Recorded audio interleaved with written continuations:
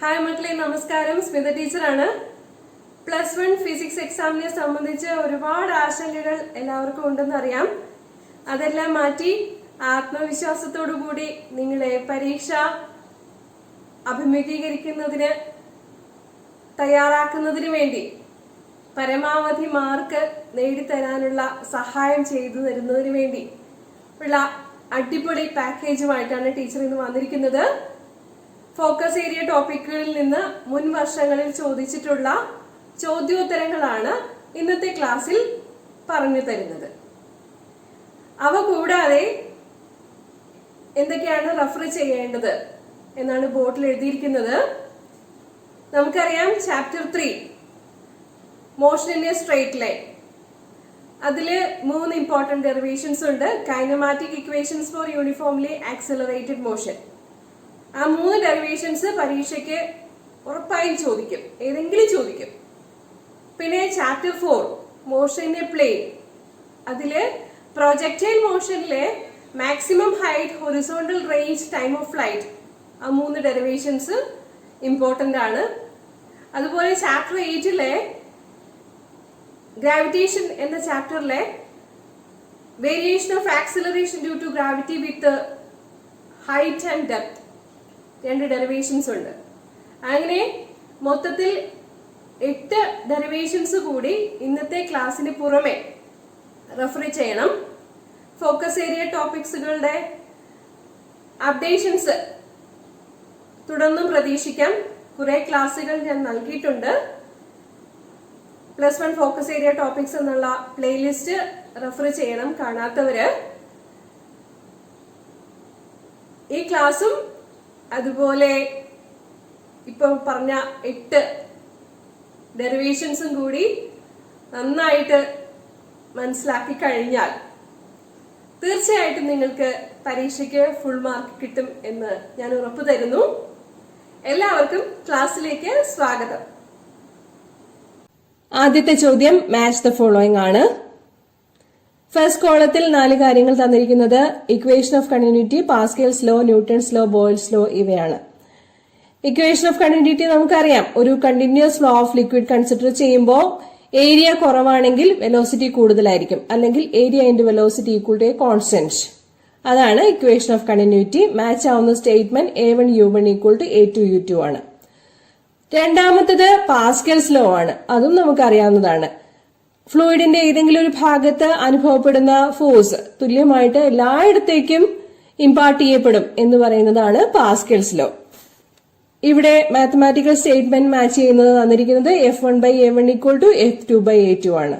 Newton's law F equal to ma എല്ലാവർക്കും അറിയാവുന്നതാണ്.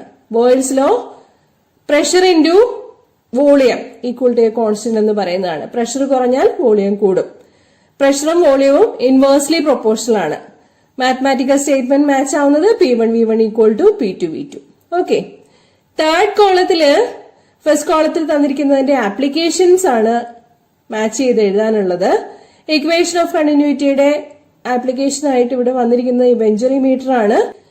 പിന്നെ പാസ്കൽസ് ലോയുടെ ആപ്ലിക്കേഷൻ ഹൈഡ്രോളിക് ലിഫ്റ്റ്. അതും പരീക്ഷയ്ക്ക് ഇമ്പോർട്ടന്റ് ആണ്. തിയറി പാർട്ടിലും പ്രോബ്ലത്തിലും ഒക്കെ ഇമ്പോർട്ടന്റ് ആണ്. ന്യൂട്ടൺസ് ലോ റോക്കറ്റ് പ്രൊപ്പൽഷന്റെ പ്രിൻസിപ്പിൾ ആണത്. ന്യൂട്ടൺസ് ലോയില് നമുക്ക് തേർഡ് ലോ അല്ലെങ്കിൽ law of conservation of linear momentum വെച്ചിട്ട് റോക്കറ്റ് പ്രൊപ്പൽഷൻ എക്സ്പ്ലെയിൻ ചെയ്യാൻ സാധിക്കും. ഓക്കെ. പിന്നെയുള്ളത് ബോയിൽസ് ലോ ആണ്. ബോയിൽസ് ലോയുടെ ആപ്ലിക്കേഷൻ ആയിട്ട് ഇവിടെ തന്നിരിക്കുന്ന ക്യൂൾ ട്യൂബ്. ഇപ്പോ തിയറി പഠിക്കാനില്ല, എന്നാലും pressure into volume equal to a constant എന്നുള്ളത് ലാബില് എക്സ്പെരിമെന്റ് ചെയ്ത് കണ്ടുപിടിക്കാനുള്ള ഒരു സെറ്റപ്പ് ആണ് ക്യൂൾ ട്യൂബ് എന്നുള്ളത്. ഓക്കെ. സോ ഫസ്റ്റ് ക്വസ്റ്റ്യൻ എല്ലാവർക്കും ക്ലിയർ ആയിട്ടുണ്ടാവും എന്ന് വിചാരിക്കുന്നു. Over to question number 2. Mechanical power is represented by P equal to Fv plus A V cube rho, where F is the force, V is the velocity, A is the area and rho is the density. ഈ കാര്യങ്ങൾ പറഞ്ഞിട്ടുണ്ട്. പവറിന്റെ dimensional formula എന്താണെന്നാണ് ആദ്യം എഴുതാൻ ആവശ്യപ്പെട്ടിരിക്കുന്നത്. Power എന്നാൽ നമുക്കറിയാം വർക്ക് ബൈ ടൈം ആണ്. വർക്ക് എന്നാൽ ഫോഴ്സ് ഇൻറ്റു ഡിസ്പ്ലേസ്മെന്റ് ആണ്. ഫോഴ്സ് എന്നാൽ മാസ് ഇൻറ്റു ആക്സിലറേഷൻ ആണ്. അപ്പോ പവറിന്റെ ഇക്വേഷൻ ഇങ്ങനെ എഴുതാം, mass into acceleration into displacement divided by time. മാസിന്റെ ഡയമെൻഷണൽ ഫോർമുല ക്യാപിറ്റൽ എം ആണ്. ആക്സിലറേഷന്റെ LT⁻⁻² വരും. എങ്ങനെയാണ്? Unit metre per second square ആയതുകൊണ്ടാണ് മീറ്ററിന് ക്യാപിറ്റൽ എല്ലും പെർ സെക്കൻഡ് സ്ക്വയറിന് T⁻²ഉം വരുന്നത്. ഡിസ്പ്ലേസ്മെന്റ് മീറ്റർ, അതുകൊണ്ട് ഡയമെൻഷൻ എൽ വരും. ടൈമിന്റെ ക്യാപിറ്റൽ ടി ആണെന്നറിയാം. സോ ന്യൂമറേറ്ററിൽ mL² T⁻² വരും, ഡിനോമിനേറ്ററിൽ ടി വരും. അതിൽ നിന്നും dimensional equation for power P equal to mL² T⁻³ എന്ന് എഴുതാവുന്നതാണ്. B part. Check the dimensional validity of the above equation. Dimensional validity എന്ന് പറഞ്ഞു കഴിഞ്ഞാൽ principle of homogeneity of dimensions പാലിക്കുന്നുണ്ടോ എന്ന് ചെക്ക് ചെയ്യലാണ്. ഒരു ഇക്വേഷൻ ഡയമെൻഷനലി വാലിഡ് ആണെങ്കിൽ അതിലെ എല്ലാ ടേംസിന്റെയും ഡയമെൻഷൻസ് ഒന്ന് തന്നെ ആയിരിക്കണം. പവറിന്റെ നമ്മളിപ്പോ പറഞ്ഞു mL² T⁻⁻3. ഇനി FV, ആ പ്രോഡക്റ്റിന്റെ ഡയമെൻഷൻ എന്തായിരിക്കുമെന്ന് നോക്കണം. ഫോഴ്സ് മാസിന്റെ ആക്സിലറേഷൻ ആണ്, സോ mL T⁻². പിന്നെ വെലോസിറ്റി LT⁻⁻1. അങ്ങനെ ആകുമ്പോ F ഇൻറ്റു V, അതിന്റെ ഡയമെൻഷൻസ് mL² T⁻⁻3 എന്ന് തന്നെ കിട്ടുന്നതായിരിക്കും. പിന്നെ AV³ റോ ആണ്. ഏരിയ മീറ്റർ സ്ക്വയർ ആണ് യൂണിറ്റ് വരുന്നത്, ഡയമെൻഷൻസ് L² വരും. വെലോസിറ്റി LT⁻⁻1 ആണ്, അതിന്റെ ക്യൂബ് എടുക്കണം. ഡെൻസിറ്റി മാസ് ബൈ വോളിയം ആണ്, അതുകൊണ്ട് LT⁻⁻3 എന്ന് വരും.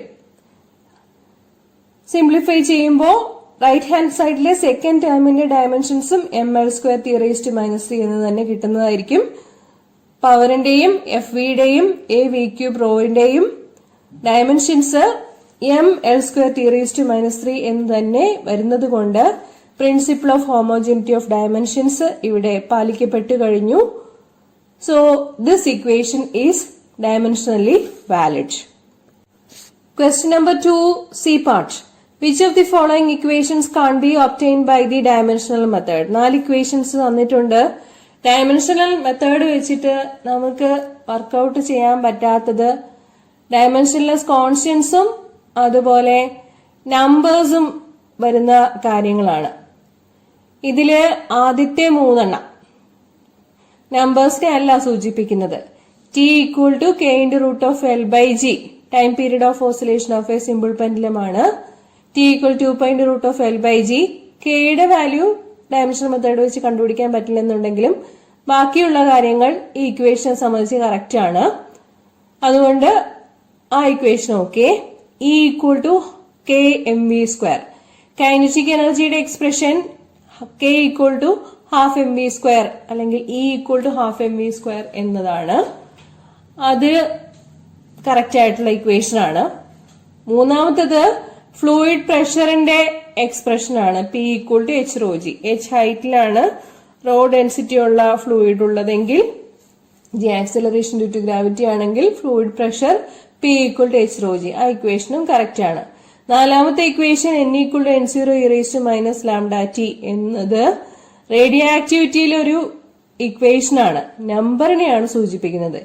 ഈ ഇക്വേഷൻ പറയുന്നത് number of nuclei is decreasing exponentially with time എന്നുള്ളതാണ്. അപ്പം നമ്പർ ഓഫ് ന്യൂക്ലിയൈ നമ്പറാണ്, അത് ഡയമെൻഷണൽ അനാലിസിസ് വെച്ചിട്ട് ചെയ്യാൻ പറ്റില്ല. സോ സി പാർട്ടിന്റെ ആൻസർ എന്തായിരിക്കും? ഡയമെൻഷണൽ മെത്തേഡ് വെച്ച് ചെയ്യാൻ പറ്റാത്തത് n equal to n0e⁻⁻λt എന്നതായിരിക്കും. നമ്പറിനെ സൂചിപ്പിക്കുന്ന കാര്യങ്ങൾ ഡയമെൻഷണൽ അനാലിസിസ് വെച്ചിട്ട് വർക്കൗട്ട് ചെയ്യാൻ പറ്റില്ല. ഡയമെൻഷൻലെസ് കോൺസ്റ്റന്റ്സ് ഒന്നും നമുക്ക് അതുപോലെ തന്നെ ഡയമെൻഷണൽ മെത്തേഡ് വെച്ചിട്ട് ചെയ്യാൻ പറ്റില്ല. ഓക്കെ. മൂന്നാമത്തത് ലിഫ്റ്റ് പ്രോബ്ലം ആണ്. നോക്കിക്കോളൂ. A passenger of mass 30 kilogram is standing in a lift which is moving vertically downwards with an acceleration of 1.8 meter per second square. Will the passenger experience a decrease or an increase in his weight? Explain. താഴത്തേക്ക് വരുമ്പോൾ നമുക്ക് wait കുറവായിട്ടാണ് തോന്നുന്നത്. അതായത് net wait mg minus ma ആവുന്നത് കൊണ്ടാണ്. So substitute ചെയ്ത് കൊടുക്കാം നെറ്റ് വെയിറ്റ് കണ്ടുപിടിക്കാൻ വേണ്ടിയിട്ട് വാല്യൂസ്. mg m എന്നുള്ളത് മാസ് ഓഫ് പാസഞ്ചർ ആണ്, 30 കിലോഗ്രാം ആണ്. g കാൽക്കുലേഷൻ ഉള്ള സൗകര്യത്തിന് വേണ്ടിയിട്ട് acceleration due to gravity 10 metre per second square എന്ന് എടുക്കാം. ഇവിടെ താഴത്തേക്ക് വരുന്നതിന്റെ acceleration 1.8 metre per second square ആണ് തന്നിരിക്കുന്നത്. അങ്ങനെ കൊടുക്കുമ്പോൾ നമുക്ക് വെയിറ്റ് കിട്ടുന്നത് 246 ന്യൂട്ടൺ എന്നായിരിക്കും. കിലോഗ്രാം എന്നല്ല എഴുതേണ്ടത്, കിലോഗ്രാം മാസിന്റെ യൂണിറ്റ് ആണ്, വെയിറ്റ് ആണ് ഇവിടെ നമ്മൾ ചെയ്ത് കിട്ടുന്നത്. അപ്പോൾ ഒന്നുമില്ലെങ്കിൽ 246 ന്യൂട്ടൺ എന്ന് എഴുതണം, അല്ലെങ്കിൽ 246 kilogram metre per second square എന്ന് എഴുതണം. Okay. B part. What will be the effect if the cable is cut and the lift is falling freely. Freely falling കേസിൽ വെയിറ്റ്ലെസ്നെസ് ആയിരിക്കും അനുഭവപ്പെടുക. ഓക്കെ. mg മൈനസ് mg എന്നുള്ള case തന്നെയായിരിക്കും വരുന്നത്. അങ്ങനെയാവുമ്പോൾ net weight 0 ആയിട്ടായിരിക്കും ഉണ്ടാവുക. Clear? Over to question number 4. കൊളീഷൻസിൽ നിന്നുള്ളതാണ്. ഇലാസ്റ്റിക് കൊളീഷനും ഇൻഇലാസ്റ്റിക് കൊളീഷനും എന്താണെന്നറിയാം. ഇലാസ്റ്റിക് കൊളീഷനിൽ both momentum and kinetic energy are conserved. Inelastic കൊളീഷനിൽ momentum is conserved, kinetic energy is not conserved. Before and after collision kinetic energy may be different. Okay. ക്വസ്റ്റ്യനിലേക്ക്. Collision between two particles need not be the physical contact of the two particles as in the case of scattering of alpha particle by a nucleus. Alpha particle scattering experiment +2 ഫിസിക്സിൽ detail ആയിട്ട് discuss ചെയ്യുന്നുണ്ട്. അവിടെ direct physical contact ഉണ്ടാവുന്നില്ല. A part. What is the quantity that remains conserved in all types of collisions? Momentum conserved ആണ്, elastic ആണെങ്കിലും inelastic ആണെങ്കിലും. So the answer is momentum. Okay. B part. Suppose an electron and a proton are projected with equal kinetic energy. What will be the ratio of their linear momenta if the proton is 1830 times heavier than that an electron? നമുക്കിവിടെ മനസ്സിലാക്കാനാവുന്നത് elastic collision ആണെന്നാണ്. അപ്പോൾ energy conservation apply ചെയ്തു കഴിഞ്ഞാൽ ആവശ്യപ്പെട്ടിരിക്കുന്നത് ചെയ്യാനാവും. C part. The bob of a pendulum is released from 300 meter to the vertical height on another bob of equal mass at rest. How high does the first bob rise after the collision? അപ്പോ ഇവിടെയും elastic collision തന്നെയാണ് വന്നിരിക്കുന്നത്. Size of the Bob negligible ആണ് എന്ന് consider ചെയ്യാൻ ആവശ്യപ്പെട്ടിട്ടുണ്ട്. അപ്പോൾ ഇവിടെയും നമുക്ക് ഇലാസ്റ്റിക് കൊളീഷന്റെ കേസ് അപ്ലൈ ചെയ്ത് ഉത്തരം കണ്ടെത്താനാവുന്നതാണ്. Fourth question A part answer already നമ്മൾ പറഞ്ഞു കഴിഞ്ഞതാണ്. Momentum is conserved in both elastic and inelastic collisions. B part elastic കൊളീഷനിൽ നിന്നുള്ളതാണ്. എനർജി കൺസേർഡ് ആണ് എന്ന് പറഞ്ഞിട്ടുണ്ട് ഇലക്ട്രോണിന്റെയും പ്രോട്ടോണിന്റെയും കേസിൽ. അങ്ങനെയാകുമ്പോൾ ratio of their linear momenta എന്തായിരിക്കും എന്നാണ് ചോദ്യം. കൈനറ്റിക് എനർജിയുടെ ഇക്വേഷൻ ½mv² ആണെന്ന് നമുക്കറിയാം. ഇലക്ട്രോണിനെ സൂചിപ്പിക്കാൻ വേണ്ടിയിട്ട് ഇ എന്ന സഫിക്സ് ഉപയോഗിക്കാം. So kinetic energy of electron KE of E equal to ½mv² പകരം നമുക്ക് pe²/2me എന്ന് കൊടുക്കാവുന്നതാണ്. PE എന്നാൽ മൊമെന്റം ഓഫ് ഇലക്ട്രോൺ ആണ്, mass of electron into velocity of electron ആണ് മൊമെന്റം ഓഫ് ഇലക്ട്രോൺ എന്ന് കിട്ടുക. ഇനി അതുപോലെ തന്നെ പ്രോട്ടോണിന്റെ കേസിൽ കൈനറ്റിക് എനർജിയുടെ എക്സ്പ്രഷൻ എഴുതുകയാണെങ്കിൽ ½ mv² എന്നതിന് പകരം പ്രോട്ടോണിന് pp²/2mp എന്ന് എഴുതാവുന്നതാണ്. സഫിക്സ് ആയിട്ട് പി കൊടുത്തിരിക്കുന്നത് പ്രോട്ടോണിനെ സൂചിപ്പിക്കാൻ വേണ്ടിയിട്ടാണ്. ഇലാസ്റ്റിക് കൊളീഷൻ ആയതുകൊണ്ട് കൈനറ്റിക് എനർജി ഇലക്ട്രോണിന്റെയും പ്രോട്ടോണിന്റെയും തുല്യമായിരിക്കും. അപ്പോൾ ഇക്വേഷൻ വരിക pe²/2me = pp²/2mp എന്നായിരിക്കും. pe/pp എത്രയാണെന്നാണ് ചോദ്യം. pe²/pp² നമുക്ക് 2me/2mp എന്ന് കിട്ടും, അല്ലെങ്കിൽ me/mp. റേഷ്യോ പറയുമ്പോൾ pe/pp = √me/mp എന്നുള്ളതാണ്. ഇവിടെ ലാസ്റ്റ് സ്റ്റെപ്പിൽ സ്ക്വയർ കാണിച്ചിട്ടുണ്ട്. LHSൽ pe/pp എന്ന് മതി. അതാണ് ആവശ്യപ്പെട്ടിരിക്കുന്നത്. പ്രോട്ടോണിന്റെ മാസ് ഇലക്ട്രോണിന്റെ മാസിനേക്കാളും 1830 ടൈംസ് ഹെവിയർ ആണെന്നാണ് തന്നിരിക്കുന്നത്. അപ്പോ ഇലക്ട്രോണിന്റെ മാസ് 1 എടുക്കുകയാണെങ്കിൽ പ്രോട്ടോണിന്റെ മാസ് 1830 ആയിരിക്കും. അല്ലെങ്കിൽ pe/pp = √1/1830 ആയിരിക്കും. ക്ലിയർ? ഇനി സി പാർട്ടാണ്. സി പാർട്ട് അതും ഇലാസ്റ്റിക് കൊളീഷനിൽ നിന്നുള്ളതാണ്. ഒരു ബോബ് മറ്റൊരു ബോബിനെ വന്ന് ഹിറ്റ് ചെയ്യാണ്.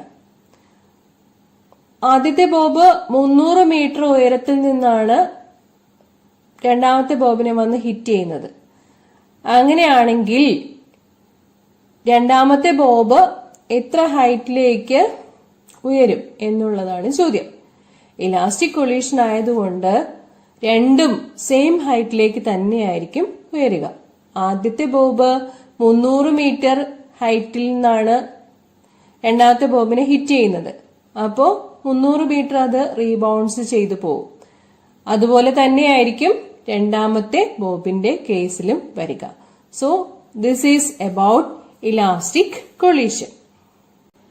എ പാർട്ട് സ്പെസിഫിക് ഹീറ്റ് കപ്പാസിറ്റിയെ സംബന്ധിച്ചുള്ളതാണ്.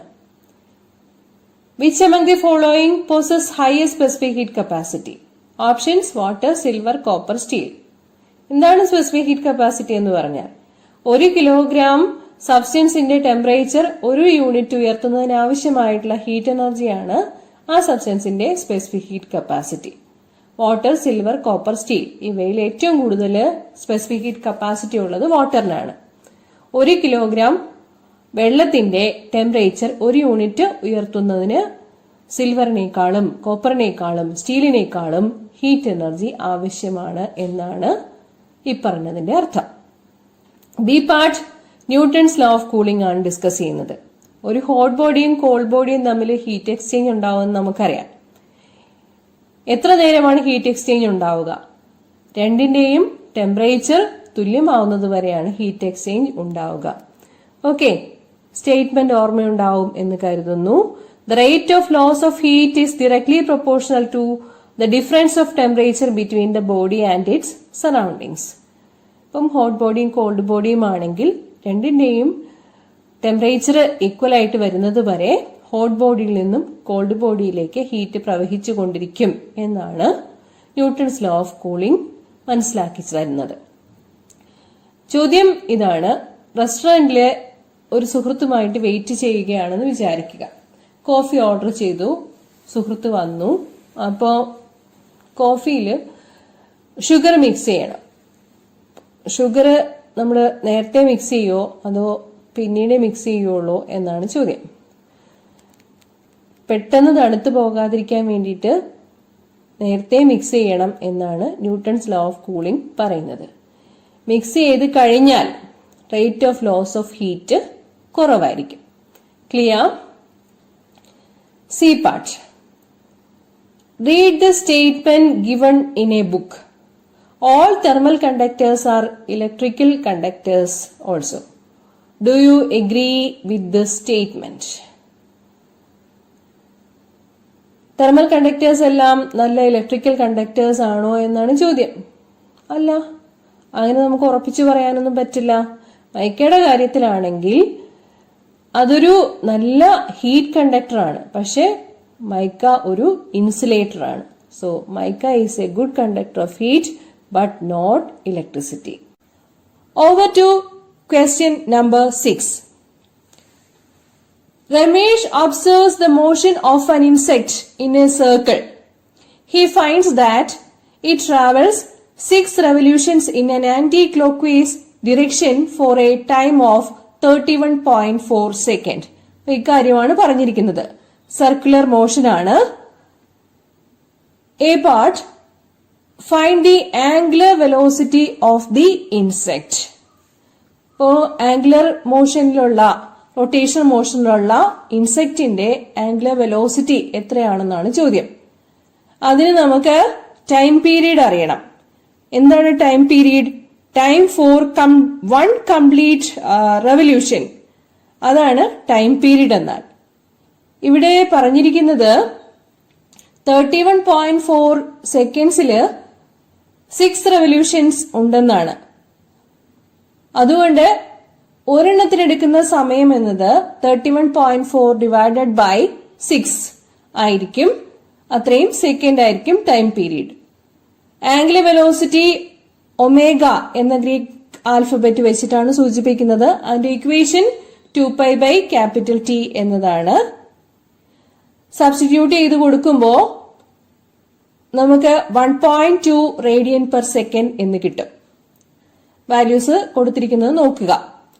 റേഡിയൻ പെർ സെക്കൻഡ് ആണ് ആംഗുലർ വെലോസിറ്റിയുടെ യൂണിറ്റ്. ആംഗുലർ ഡിസ്പ്ലേസ്മെന്റ് റേഡിയനിലാണ് മെഷർ ചെയ്യുന്നത്. Okay.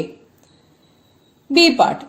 If the insect travels 4 revolutions in the clockwise direction for a time of 8.6 seconds, what will be the angular speed averaged over the total time?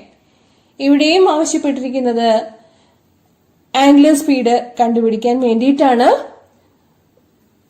Clock vice ഡിറക്ഷനിലാണ് rotation എന്ന് മാത്രം. Time period ആദ്യം കണ്ടുപിടിക്കണം. 8.6 സെക്കൻഡില് 4 revolutions ആണ്. അപ്പോ time period 8.6 divided by 4 second ആയിരിക്കും. Angular velocity omega equal to 2π/T. Value substitute ചെയ്ത് കൊടുക്കുക. അപ്പോ ക്ലോക്ക് വൈസ് ഡിറക്ഷനില് ഇൻസെക്ട് മൂവ് ചെയ്യുമ്പോൾ ഉള്ള angular velocity 2.92 radian per second എന്ന് കിട്ടുന്നതായിരിക്കും. ഓക്കെ. 7ാമത്തെ ചോദ്യം +1 ഫിസിക്സിലെ 9ാമത്തെ ചാപ്റ്റർ ആയ മെക്കാനിക്കൽ പ്രോപ്പർട്ടീസ് ഓഫ് സോളിഡ്സിൽ നിന്നാണ്. ഇലാസ്റ്റിസിറ്റി ആണ് ഇവിടുത്തെ ടോപ്പിക്. എന്താണ് ഇലാസ്റ്റിസിറ്റി എന്ന് പറഞ്ഞാൽ, ഒരു കമ്പി ഉണ്ടെന്ന് വിചാരിക്കുക. അപ്പൊ ആ കമ്പിയെ നമ്മൾ ഡിഫോമിംഗ് ഫോഴ്സ് അപ്ലൈ ചെയ്ത് വളയ്ക്കാൻ ശ്രമിക്കുകയാണ്. ആ ഫോഴ്സ് റിമൂവ് ചെയ്ത് കഴിഞ്ഞാൽ കമ്പി പഴയ അവസ്ഥയിലേക്ക് തന്നെ തിരിച്ചു വരുന്നത് കാണാൻ പറ്റും. ഡിഫോമിംഗ് ഫോഴ്സ് അപ്ലൈ ചെയ്യുമ്പോൾ ഈ വസ്തുവിനൊരു സ്ട്രെയിൻ ഉണ്ടാകും എന്നാണ് പറയുന്നത്. അതായത് അതിന്റെ ഡയമെൻഷനില് ചെറിയൊരു വ്യത്യാസം ഉണ്ടാകും. Change in dimension divided by original dimension, അതിനെയാണ് സ്ട്രെയിൻ എന്ന് പറയുക. ഇലാസ്റ്റിസിറ്റി എന്നാൽ the property of a material by virtue of which it regains its original shape on the removal of the deforming force. ഒരു വസ്തുവിന് രൂപപരിണാമം വരുത്താൻ വേണ്ടിയിട്ട് അപ്ലൈ ചെയ്യുന്ന deforming force remove ചെയ്താൽ വസ്തു പഴയ അവസ്ഥയിലേക്ക് തന്നെ തിരിച്ചു വരുന്നുണ്ട് എങ്കിൽ ആ വസ്തു ഇലാസ്റ്റിക് ആണെന്ന് പറയും. ഹൂക്സ് ലോയാണ് പ്രധാനപ്പെട്ട principle. Within elastic limit the stress is directly proportional to strain. അതാണ് ഹൂക്സ് ലോ പറയുന്നത്. സ്ട്രെയിൻ കുറവായ മെറ്റീരിയൽസിന് ഇലാസ്റ്റിസിറ്റി കൂടുതൽ ഉണ്ടായിരിക്കും. ഇത്രയും മാത്രമേ ഉള്ളൂ മനസ്സിലാക്കാൻ. ഓക്കെ, ചോദ്യത്തിലേക്ക് വരുന്നു. Elasticity is the property of matter that is characterised by atomic packing. For an elastic solid, stress applied is directly proportional to strain produced in it. ഇതാണ് ഹൂക്സ് ലോ പറയുന്നത്. The stress versus strain graph for 3 materials A, B and C are shown below. 3 മെറ്റീരിയലുകളുണ്ട് നമുക്ക് A B C. അതിന്റെ stress strain graph ആണ് കാണിച്ചിരിക്കുന്നത്. A പാർട്ടിൽ ആവശ്യപ്പെട്ടിരിക്കുന്നത് ഏതാണ് കൂടുതൽ ഇലാസ്റ്റിക് എന്ന് കണ്ടുപിടിക്കാനാണ്. ഓക്കെ, എ ആണോ ബി ആണോ സി ആണോ കൂടുതൽ ഇലാസ്റ്റിക് എന്ന് കണ്ടുപിടിക്കണം. അതാണ് ചോദ്യം. നമ്മൾ സൂചിപ്പിച്ചു, സ്ട്രെയിൻ ഏതിനാണോ കുറവുള്ളത് അതായിരിക്കും കൂടുതൽ ഇലാസ്റ്റിക്. എയുടെ സ്ട്രെയിൻ ആണ് ഏറ്റവും കുറവായിട്ട് വരുന്നത് അല്ലെ? അതിനേക്കാൾ കൂടുതലാണ് ബിയുടെ സ്ട്രെയിൻ. ഏറ്റവും കൂടുതൽ സ്ട്രെയിൻ വരുന്നത് സി ആണ്. ഇതിൽ നിന്നും മനസ്സിലാക്കേണ്ട കാര്യം എ ആണ് ഏറ്റവും ഇലാസ്റ്റിക് ആയിട്ടുള്ളത്, അത് കഴിഞ്ഞ് ബി, ലെസ് ഇലാസ്റ്റിക് ആയിട്ട് ഇവിടെ ഉള്ളത് സി എന്ന മെറ്റീരിയൽ ആയിരിക്കും. ഓക്കെ, വിശദീകരണം നോക്കിക്കോളൂ. The strain of material A is smaller than that of other materials if these materials are subjected to the same deforming force, then the extension for A will be less than that of B and C. അപ്പോ കൂടുതൽ elastic ആയിട്ടുള്ളത് extension കുറച്ച് produce ചെയ്യുന്ന, strain കുറച്ച് മാത്രം produce ചെയ്യുന്ന material ആയിരിക്കും. നമുക്ക് ഗ്രാഫിൽ നിന്ന് മനസ്സിലാക്കാൻ പറ്റുന്നത് സ്ട്രെയിൻ എക്സ് ആക്സിസിലല്ലേ സ്ട്രെയിൻ വരുന്നത്, സ്ട്രെയിൻ ഏറ്റവും കുറവ് വരുന്നത് എ എന്ന മെറ്റീരിയലിനാണ്. So that is more elastic. Okay, B part.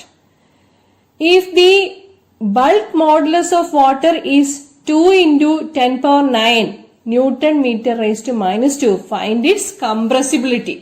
Bulk modulus തന്നു കഴിഞ്ഞാൽ കംപ്രസിബിലിറ്റി കണ്ടുപിടിക്കാൻ വളരെ എളുപ്പമാണ്. റെസിപ്രോക്കൽ ഓഫ് ബൾക്ക് മോഡുലസ് ആണ് കംപ്രസിബിലിറ്റി എന്ന് പറയുക. So compressibility equal to 1 by bulk modulus. നമുക്ക് കിട്ടുക 5 into 10 power -10 pascal raise to -1 എന്നായിരിക്കും. Okay, newton metre raise to -2 പറയുന്ന പേരാണ് പാസ്കൽ എന്ന്. കംപ്രസിബിലിറ്റി അതിന്റെ റെസിപ്രോക്കൽ ആയതുകൊണ്ട് യൂണിറ്റ് പാസ്കൽ റേസ് ടു -1 ആയിരിക്കും. കൂടുതൽ പിന്നീട് വിശദീകരിക്കാം. സി പാർട്ടിലേക്ക് പോകുന്നു. Why are girders for supporting roofs are made in the shape of the letter capital I. Capital I എന്ന ലെറ്ററിന്റെ പോലെയാണ് പാലങ്ങളുടെയും മറ്റും ഗർഡറുകൾ, വീടിലെ ബീമും ഒക്കെ നിർമ്മിച്ചിരിക്കുന്നത്. അതെന്തിനാണെന്നാണ് ചോദ്യം. ബക്ലിംഗ് കുറയ്ക്കുന്നതിന് വേണ്ടിയിട്ടാണ് ഗർഡേഴ്സ് ഐ ഷേപ്പില് നിർമ്മിക്കുന്നത്. കൂടുതൽ ഇക്വേഷൻ ഒക്കെ പറഞ്ഞിട്ട് എക്സ്പ്ലെയിൻ ചെയ്ത് തരാം കേട്ടോ തുടർന്നുള്ള ക്ലാസ്സുകളിൽ. ഇപ്പൊ തൽക്കാലം 1 word ആൻസർ ആയിട്ട് ഇത് മനസ്സിലാക്കുക. To avoid buckling, girders are made in the shape of the letter capital I. Clear? 15 അധ്യായങ്ങളിൽ നിന്നായി ഏതാനും ചോദ്യങ്ങൾ റിവിഷൻ ആയിട്ട് ഡിസ്കസ് ചെയ്യാം എന്ന് വിചാരിക്കുന്നു. ആദ്യത്തെ ചോദ്യം, give examples for the following: a unitless, dimensionless physical quantity. Unit ഇല്ലാത്ത, ഡയമെൻഷൻ ഇല്ലാത്ത ഫിസിക്കൽ ക്വാണ്ടിറ്റീസ് മെൻഷൻ ചെയ്യുക. നമ്മൾ റിഫ്രാക്റ്റീവ് ഇൻഡെക്സ് പഠിച്ചിട്ടുണ്ട്. റിഫ്രാക്റ്റീവ് ഇൻഡെക്സ് n = c/v എന്നുള്ളതാണ് ഒരു equation. c is velocity of light in vacuum, v is velocity of light in medium. ന്യൂമറേറ്ററിലും ഡിനോമിനേറ്ററിലും velocity തന്നെയാണ് വരുന്നത്. റിഫ്രാക്റ്റീവ് ഇൻഡെക്സ് കണക്കാക്കാനുള്ള മറ്റൊരു equation n = sin a sin r എന്നുള്ളതാണ്. അവിടെയും ന്യൂമറേറ്ററിലും ഡിനോമിനേറ്ററിലും ആംഗിൾ തന്നെയാണ്. അങ്ങനെ ന്യൂമറേറ്ററിലും ഡിനോമിനേറ്ററിലും ഒരേ ഫിസിക്കൽ ക്വാണ്ടിറ്റി തന്നെ വന്നു കഴിഞ്ഞാൽ റേഷ്യോ എടുക്കുമ്പോൾ യൂണിറ്റോ ഡയമെൻഷനോ ഉണ്ടാവുകയില്ല. Okay, so refractive index is a dimensionless unitless physical quantity. അതുപോലെ തന്നെയാണ് സ്ട്രെയിൻ. സ്ട്രെയിൻ യൂണിറ്റും ഡയമെൻഷനും ഇല്ലാത്ത ഫിസിക്കൽ ക്വാണ്ടിറ്റിയാണ്. Increase in length by original length. അപ്പോൾ അതിന് യൂണിറ്റോ ഡയമെൻഷനോ ഉണ്ടാവുകയില്ല. Increase in area by original area, അവിടെയും യൂണിറ്റും ഡയമെൻഷനും ഉണ്ടാവുകയില്ല. Increase in volume by original volume, ratio എടുക്കുമ്പോൾ ഈ 3 ക്വാണ്ടിറ്റീസിനും എന്തില്ല, യൂണിറ്റും ഇല്ല, ഡയമെൻഷനും ഇല്ല. So refractive index and strain are examples for dimensionless unitless physical quantities. അടുത്തത് a dimensionless physical quantity but having unit in SI system. ഡയമെൻഷനും ഇല്ല, പക്ഷെ യൂണിറ്റ് ഉണ്ട്. അത്തരം ഫിസിക്കൽ ക്വാണ്ടിറ്റി ഏതാണെന്നാണ് ചോദ്യം. നമ്മൾ ആംഗിളിനെ കുറിച്ച് പഠിച്ചിട്ടുണ്ട്. Plain angle unit radian, solid angle unit steradian. Okay, ആംഗിളിന് ഡയമെൻഷൻ ഇല്ല, പക്ഷെ യൂണിറ്റ് ഉണ്ട്. So a dimensionless physical quantity but having unit in SI system ചോദിച്ചാൽ ആംഗിൾ പറയാം, പ്ലെയിൻ ആംഗിളോ സോളിഡ് ആംഗിളോ പറയാം. ഓക്കെ, അടുത്ത ചോദ്യം, two physical quantities which have the same dimensions. ഒരേ ഡയമെൻഷൻസ് ഉള്ള ഫിസിക്കൽ ക്വാണ്ടിറ്റീസ് മെൻഷൻ ചെയ്യാനാണ് പറഞ്ഞിരിക്കുന്നത്. വർക്ക് ആൻഡ് എനർജി എക്സാമ്പിൾ ആണ്.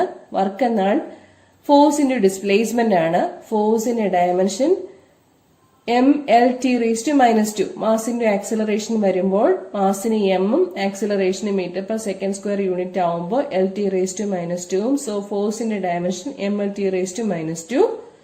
ദെൻ ഫോഴ്സിന്റെ ഡിസ്പ്ലേസ്മെന്റ് എന്ന് വരുമ്പോൾ mLT⁻² L എന്ന് വരുമ്പോൾ mL²T⁻² വരും.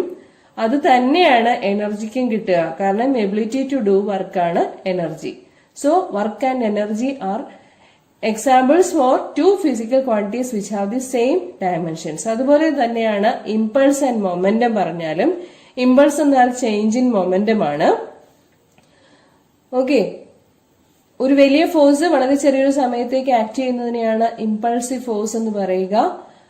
ചേഞ്ച് ഇൻ മൊമെന്റം ആയിട്ട് അതിനെ കണക്കാക്കാൻ സാധിക്കും. ഇക്വേഷൻ ഉണ്ട്, ന്യൂട്ടൺസ് ലോസ് ഓഫ് മോഷനിൽ അത് ചെയ്തിട്ടുണ്ട്. So work and energy, impulse and momentum ഇവയെല്ലാം സെയിം ഡയമെൻഷനുള്ള രണ്ട് സെറ്റ് ഫിസിക്കൽ ക്വാണ്ടിറ്റീസ് ആണെന്ന് മനസ്സിലാക്കുക. ഓക്കെ, ഹായ് ഡിയർ സ്റ്റുഡൻസ്, അടുത്ത ക്വസ്റ്റ്യൻ മാച്ച് ദ ഫോളോയിങ് ആണ്. ഡയമെൻഷൻസിൽ വരുന്നതാണ് ഈ question.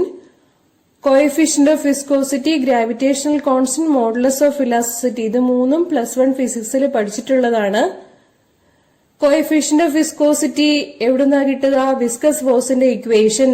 Viscous force is proportional to the area of fluid flow, also proportional to velocity gradient. F equal to eta A dV/dx എന്നാണ് equation. eta equal to F dx divided by A dV എന്ന് വരും. അതായത് equation ഇങ്ങനെയാണ്: force by area divided by velocity gradient. അതില് dimensions substitute ചെയ്ത് കൊടുക്കുക. ഫോഴ്സിന്റെ mLT⁻², ഏരിയയുടെ L², വെലോസിറ്റി ഗ്രേഡിയന്റിന്റെ LT⁻⁻1 ഡിവൈഡഡ് ബൈ dxന്റെ L. സോ ക്യാൻസലേഷൻസ് ഒക്കെ കൊടുത്തു കഴിയുമ്പോൾ mL⁻⁻1 T⁻⁻1 എന്ന് കിട്ടും.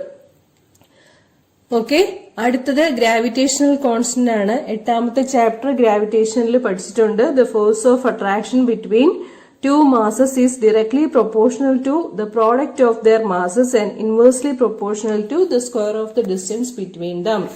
If m1 and m2 are the two masses, then the gravitational force of attraction between them is given by F equal to Gm1 m2 divided by r², where r is the separation between the two masses. ഇതിൽ നിന്നും gravitational constant equation നമുക്ക് എഴുതാൻ പറ്റും. G equal to Fr² divided by m1 m2. ഇവിടെ match ചെയ്യുന്നത് force by distance square divided by mass square എന്നുള്ളതാണ്. Dimensions കൊടുക്കുക. Force mLT⁻² by distance square എന്നാൽ L², മാസിന്റെ സ്ക്വയർ m². ക്യാൻസലേഷൻസ് എല്ലാം കൊടുക്കുമ്പോൾ m⁻⁻1 L³ ആണ്.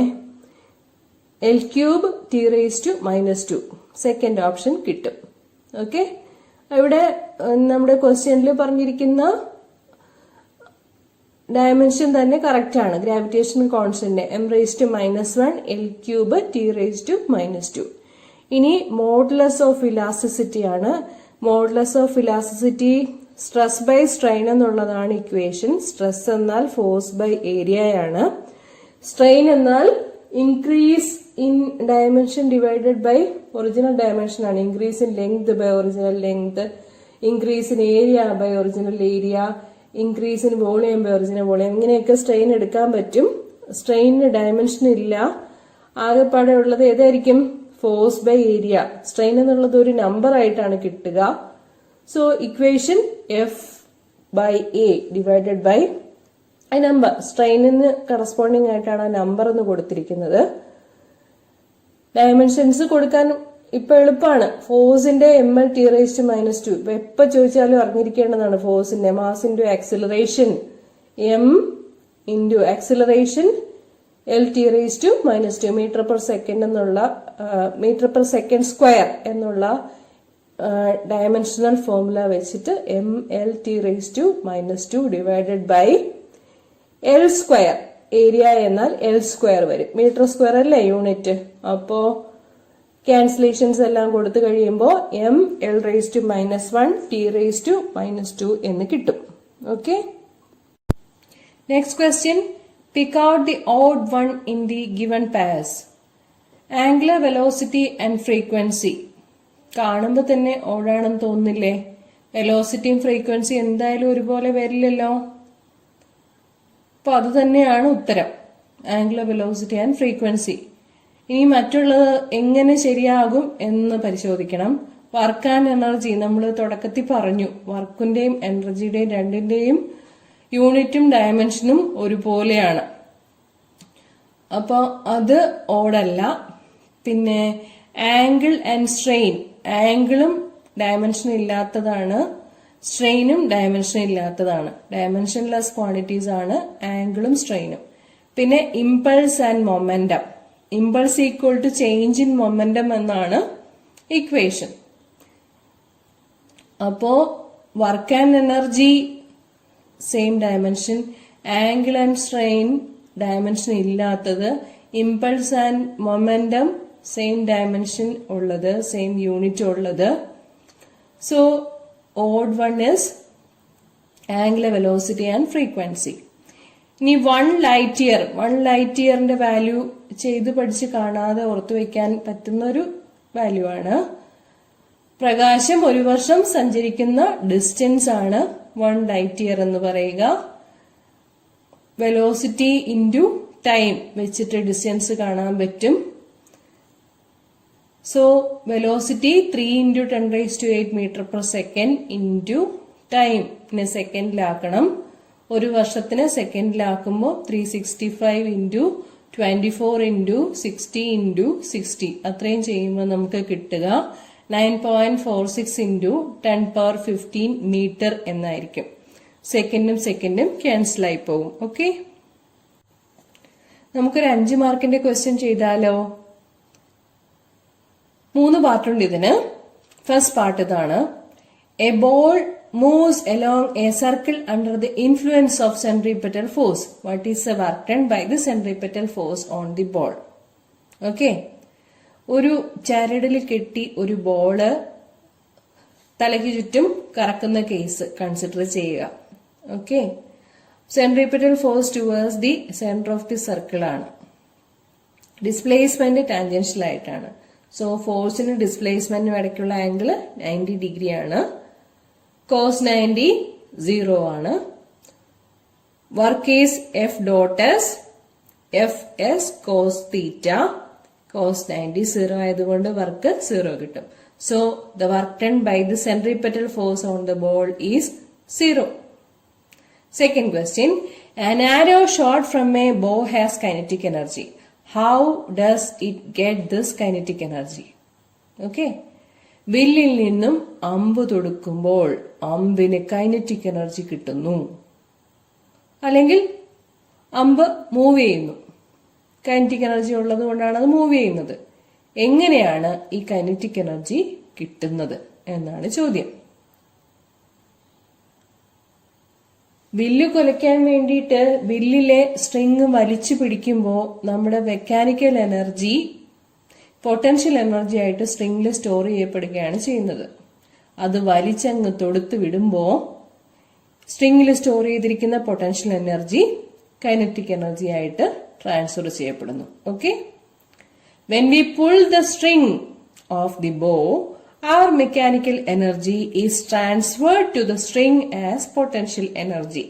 നമ്മുടെ മെക്കാനിക്കൽ എനർജി സ്ട്രിംഗിലെ പൊട്ടൻഷ്യൽ എനർജിയായി മാറ്റപ്പെടുന്നു. This potential energy stored in the string is transferred to the arrow.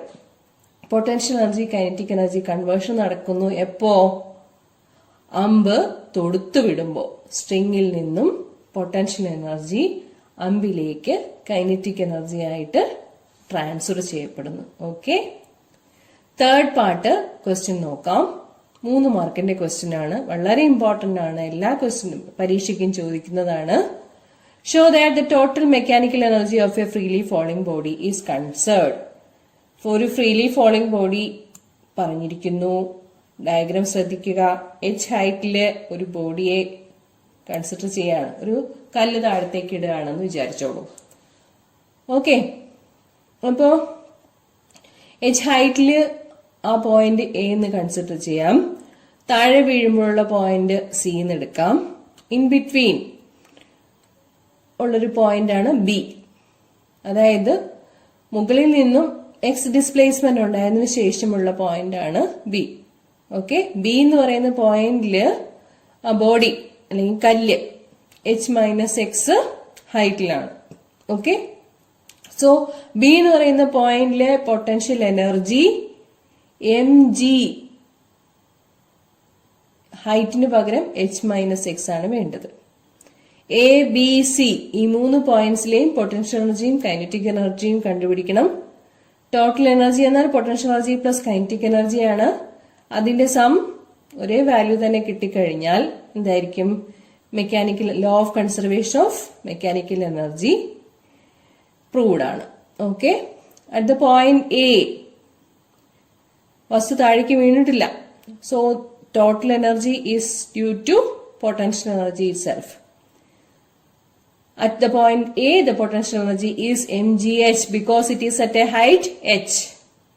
Kinetic energy എന്ന് പറയുന്ന പോയിന്റില് മൂവ്മെന്റ് തുടങ്ങാത്തത് കൊണ്ട് വെലോസിറ്റി 0 ആയിരിക്കും. So half mv². വെലോസിറ്റി 0 ആയതുകൊണ്ട് കൈനറ്റിക് എനർജി 0 ആയിരിക്കും. ടോട്ടൽ എനർജി mgh എന്ന് കിട്ടും. At the point B, point ബിയില് എക്സ് ഡിസ്പ്ലേസ്മെന്റ് ഉണ്ടായി അല്ലെ? അപ്പോ നമുക്ക് ഡിസ്പ്ലേസ്മെന്റ് ഉണ്ടാകാൻ വേണ്ടിയിട്ട് അത് മൂവ് ചെയ്തു. മൂവ് ചെയ്ത് കഴിയുമ്പോൾ കൈനറ്റിക് എനർജി എത്രയാണെന്ന് കണ്ടുപിടിക്കണം. കൈനറ്റിക് എനർജി കണ്ടുപിടിക്കാൻ ഹാഫ് mv² എന്നുള്ള ഇക്വേഷൻ ആണ്. എങ്ങനെ കിട്ടും വെലോസിറ്റി? വെലോസിറ്റി കിട്ടാനായിട്ട് v² = u² + 2as എന്നുള്ള ഇക്വേഷൻ അപ്ലൈ ചെയ്യാം. v² വെലോസിറ്റിയുടെ സ്ക്വയർ ആണ്. u എന്നുള്ളത് ഇനിഷ്യൽ വെലോസിറ്റി ആണ്. Initially the body was at rest, so initial velocity is 0. Displacement ഉണ്ടാകുന്നത് എക്സ് ആണ്. താഴേക്ക് വീഴുന്നത് കൊണ്ട് ആക്സിലറേഷൻ എന്നത് ആക്സിലറേഷൻ ഡ്യൂ ടു ഗ്രാവിറ്റി ആണ്, പോസിറ്റീവ് ആണ്. സോ v² = u² + 2as എന്നുള്ള ഇക്വേഷനിൽ v² = 2gx എന്ന് കിട്ടും. കൈനറ്റിക് എനർജി ഹാഫ് mv² ആണ് ഇക്വേഷൻ. ഹാഫ് m × 2gx എന്ന് കൊടുക്കുമ്പോ കൈനറ്റിക് എനർജി mgx എന്ന് കിട്ടും. ഇവിടെ ഒരു ചെറിയ കറക്ഷൻ ഉണ്ട്. ഹാഫ് m × 2gx ആണ്. സോ mgx എന്ന് കിട്ടും. കൈനറ്റിക് എനർജി ആയേ mgx. പൊട്ടൻഷ്യൽ എനർജി എന്താ? നമ്മൾ നേരത്തെ പറഞ്ഞു mg × h-x ആണ്. കാരണം ബി എന്ന് പറയുന്ന പോയിന്റ് h-x ഹൈറ്റിലാണ്. സോ ടോട്ടൽ എനർജി കാണാൻ വേണ്ടി potential energy plus kinetic energy എടുക്കുമ്പോൾ mgh എന്ന് തന്നെ കിട്ടും. ഓക്കെ, ഇനി സി എന്ന് പറയുന്ന പോയിന്റിൽ എത്തുമ്പോഴേക്കും potential energy 0 ആയി. Energy is completely due to motion. So kinetic energy is half mv². Okay. v² = u² + 2as എന്നുള്ള ഇക്വേഷനിൽ കൊടുക്കാം. ഡിസ്പ്ലേസ്മെന്റ് ഉണ്ടാകുന്നത് h ആണ്. ഇനിഷ്യൽ വെലോസിറ്റി 0 തന്നെ കൊടുക്കാം. v² = 0² + 2gh എന്നായിരിക്കും ഇക്വേഷൻ കിട്ടുക. ഹാഫ് mv² സബ്സ്റ്റിറ്റ്യൂട്ട് ചെയ്ത് കൊടുക്കുമ്പോൾ ഹാഫ് m × 2gh. ഇവിടെയും ആ ചെറിയ കറക്ഷൻ വന്നിട്ടുണ്ട്. Half m × 2gh. So mgh, ഹാഫും 2ഉം കൂടി ക്യാൻസൽ ചെയ്ത് പോയി mgh എന്ന് കിട്ടും. കൈനറ്റിക് എനർജി mgh ആണ്. താഴെ വീഴുമ്പോഴേക്കും താഴെ ജസ്റ്റ് വന്ന് വീഴുന്ന സമയത്ത് പൊട്ടൻഷ്യൽ എനർജി 0 ആയിരിക്കും. ഓക്കെ, ഹൈറ്റ് ഇല്ലല്ലോ, സോ പൊട്ടൻഷ്യൽ എനർജി 0 ആയിരിക്കും. Energy is completely due to motion. So potential energy equal to 0. Total energy is mgh. 3 പോയിന്റ്സിലെയും എത്ര പോയിന്റ്സ് എടുത്താലും എല്ലാ പോയിന്റ്സിലെയും ടോട്ടൽ എനർജി കൺസേർവ്ഡ് ആണെന്ന് കാണിക്കാൻ പറ്റും. So the law of conservation of mechanical energy is proved. Okay, energy can neither be created nor be destroyed. It could be transferred from one form to another form. The total energy is a constant. This is law of conservation of mechanical energy. Okay, let us see more questions later. ഇത് പ്രയോജനപ്രദമായിരിക്കും എന്ന് വിചാരിക്കുന്നു. ഇനി ബോക്സിൽ കാണിച്ചിരിക്കുന്ന കാര്യമാണ് exam point of വ്യൂവിൽ ഏറ്റവും important ആയിട്ടുള്ളത്. അതായത് നമ്മുടെ റേഞ്ചിന്റെ റിലേറ്റീവ് സ്ട്രെങ്ത്തിന്റെ അടിസ്ഥാനത്തിൽ 4 ഫണ്ടമെന്റൽ ഫോഴ്സസിനെ എങ്ങനെ പറയാൻ പറ്റും എന്നുള്ളത്. റിലേറ്റീവ് സ്ട്രെങ്ത്തിന്റെ അവരോഹണ ക്രമത്തിലോ ആരോഹണ ക്രമത്തിലോ ക്ലാസിഫൈ ചെയ്യാൻ എപ്പോഴും പരീക്ഷയ്ക്ക് ചോദിക്കുന്നതാണ്. സ്ട്രോങ്സ്റ്റ് ഫോഴ്സ് എന്ന് പറയുന്നത് സ്ട്രോങ് ന്യൂക്ലിയർ ഫോഴ്സ് ആണ്. Then comes electro magnetic force, then weak nuclear force, and the weakest force is gravitational force. So ഈ കാര്യങ്ങളൊക്കെ ഒന്ന് മനസ്സിലാക്കി വെച്ചേക്കുക. സ്ട്രോങ് ന്യൂക്ലിയർ ഫോഴ്സ് പോലെ തന്നെ വീക്ക് ന്യൂക്ലിയർ ഫോഴ്സും ന്യൂക്ലിയസിൽ മാത്രം സംഭവിക്കുന്ന ഒരു ശക്തിയാണ്. ഉദാഹരണത്തിന് വീക്ക് ന്യൂക്ലിയർ ഫോഴ്സ് ആണ് റേഡിയോ ആക്റ്റീവ് മൂലകങ്ങളിലെ പ്രോട്ടോണുകളെ ന്യൂട്രോണുകളെ പ്രോട്ടോണുകളുമായി മാറാൻ സഹായിക്കുന്നത്. ഈ പ്രവർത്തനം നടക്കുമ്പോൾ വിവിധ തരം എലിമെന്ററി പാർട്ടിക്കിളുകളുടെ എമിഷനോ അബ്സോർപ്ഷനോ ഒക്കെ സംഭവിക്കുന്നുണ്ട്. ഓക്കെ, അപ്പൊ വീക്ക് ന്യൂക്ലിയർ ഫോഴ്സ് കുറച്ച് അഡ്വാൻസ്ഡ് ആണ് മനസ്സിലാക്കാനുള്ളത്. പിന്നീട് കൂടുതൽ ഡീറ്റെയിൽഡ് ആയിട്ട് നമുക്ക് പഠിക്കാം. Fundamental forces in nature exam point of വ്യൂവില് ഇമ്പോർട്ടന്റ് ആണ്, നന്നായി പഠിക്കണം. Okay,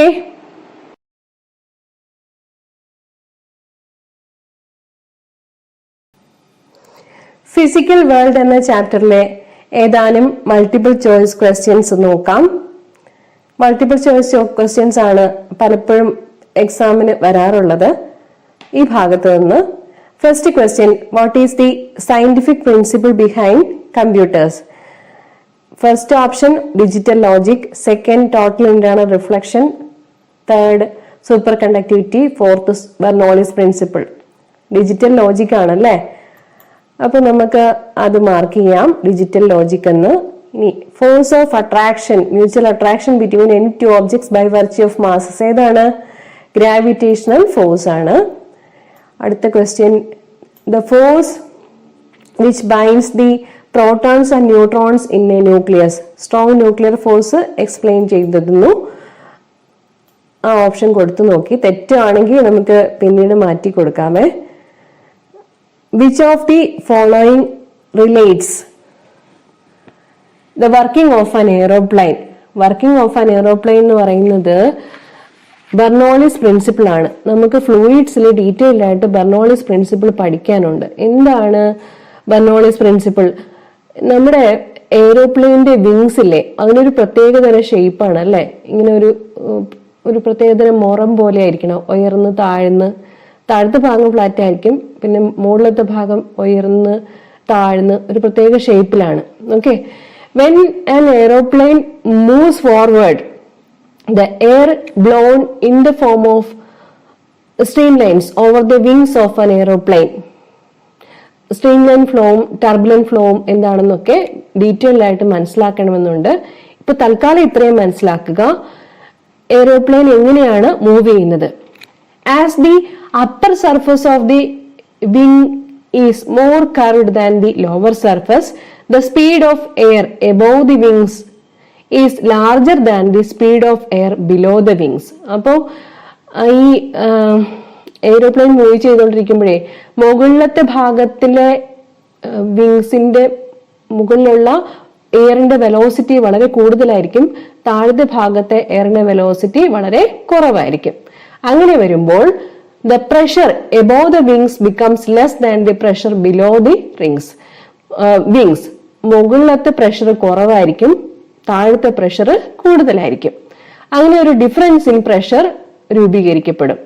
due to this pressure difference the aeroplane wings get upward force to overcome gravitational force. അപ്പോൾ ഒരു അപ്ത്രസ്റ്റ് ഉണ്ടാവും ഈ പ്രഷർ ഡിഫറൻസ് കാരണം. അങ്ങനെ എയ്റോപ്ലെയിൻ വിങ്സിന് മുകളിലേക്ക് ഗ്രാവിറ്റേഷണൽ ഫോഴ്സിനെ ഓവർകം ചെയ്ത് പോകാൻ സാധിക്കും. നിങ്ങൾക്കിത് അത്ര കാര്യമായിട്ടൊന്നും മനസ്സിലായിട്ടില്ല എന്നറിയാം. ബെർണോളിസ് പ്രിൻസിപ്പിൾ നമ്മൾ ഡീറ്റെയിൽഡ് ആയിട്ട് +1 ഫിസിക്സിൽ പഠിക്കുന്നുണ്ട്. ഒരുപാട് ആപ്ലിക്കേഷൻസ് ഉള്ള ഭാഗമാണ്. ഇപ്പോ തൽക്കാലം ഈ ഓപ്ഷൻ മാർക്ക് ചെയ്യാണ് ബെർണോളിസ് പ്രിൻസിപ്പിൾ എന്നുള്ളത്. ഡീറ്റെയിൽഡ് ആയിട്ട് നമുക്ക് വീണ്ടും പഠിക്കാം. ടോട്ടൽ എനർജി കോൺസ്റ്റന്റ് ആണെന്ന് ഉള്ളൊരു പ്രിൻസിപ്പിൾ ആണിത്. Pressure energy, potential energy, kinetic energy, ഇതിന്റെ എല്ലാത്തിനെയും കൂടി സം എടുത്ത കോൺസ്റ്റന്റ് ആണെന്ന് പറയുന്നതാണ് Bernoulli's principle. Okay, out of the following forces which one is the strongest? ഏതാണ് സ്ട്രോങ്സ്റ്റ് ഫോഴ്സ് എന്ന് പറയുന്നത്? സ്ട്രോങ് ന്യൂക്ലിയർ ഫോഴ്സ് അല്ലേ? അതല്ലേ ഏറ്റവും സ്ട്രോങ്സ്റ്റ് ആയിട്ടുള്ള?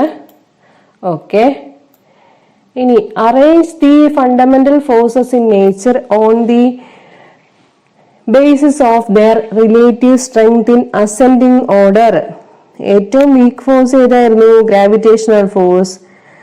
പിന്നെ അതിനേക്കാൾ സ്ട്രോങ് വീക്ക് ന്യൂക്ലിയർ ഫോഴ്സ്, പിന്നെ ഇലക്ട്രോ മാഗ്നറ്റിക് ഫോഴ്സ്, പിന്നെ സ്ട്രോങ് ന്യൂക്ലിയർ ഫോഴ്സ് അല്ലെ? ഏറ്റവും സ്ട്രോങ്സ്റ്റ് ആയിട്ടുള്ളത് സ്ട്രോങ് ന്യൂക്ലിയർ ഫോഴ്സ് ആണ്. അപ്പൊ ഓപ്ഷൻ ഏതായിരിക്കും കറക്റ്റ്? എ ആണോ നോക്കാം, മാർക്ക് ചെയ്യാം. അവസാന റിസൾട്ട് നമുക്ക് നോക്കാം. ഈ ക്വസ്റ്റ്യൻ വളരെ ഇമ്പോർട്ടന്റ് ആണ്. Arrange the fundamental forces in nature on the basis of there relative strength in ascending order. എല്ലാ പരീക്ഷയ്ക്കും അസെൻഡിങ് ഓർഡറിലോ ഡിസെൻഡിങ് ഓർഡറിലോ എഴുതാൻ വേണ്ടിയിട്ട് ചോദിക്കാറുണ്ട്. അടുത്ത ക്വസ്റ്റ്യൻ റോക്കറ്റ് പ്രൊപ്പൽഷൻ. റോക്കറ്റ് പ്രൊപ്പൽഷന്റെ പ്രിൻസിപ്പിൾ പറഞ്ഞു. Newton's laws of motion, law of conservation of linear momentum, third law of motion. അപ്പോൾ option കൊടുത്തത് Newton's laws of motion എന്നാണ്.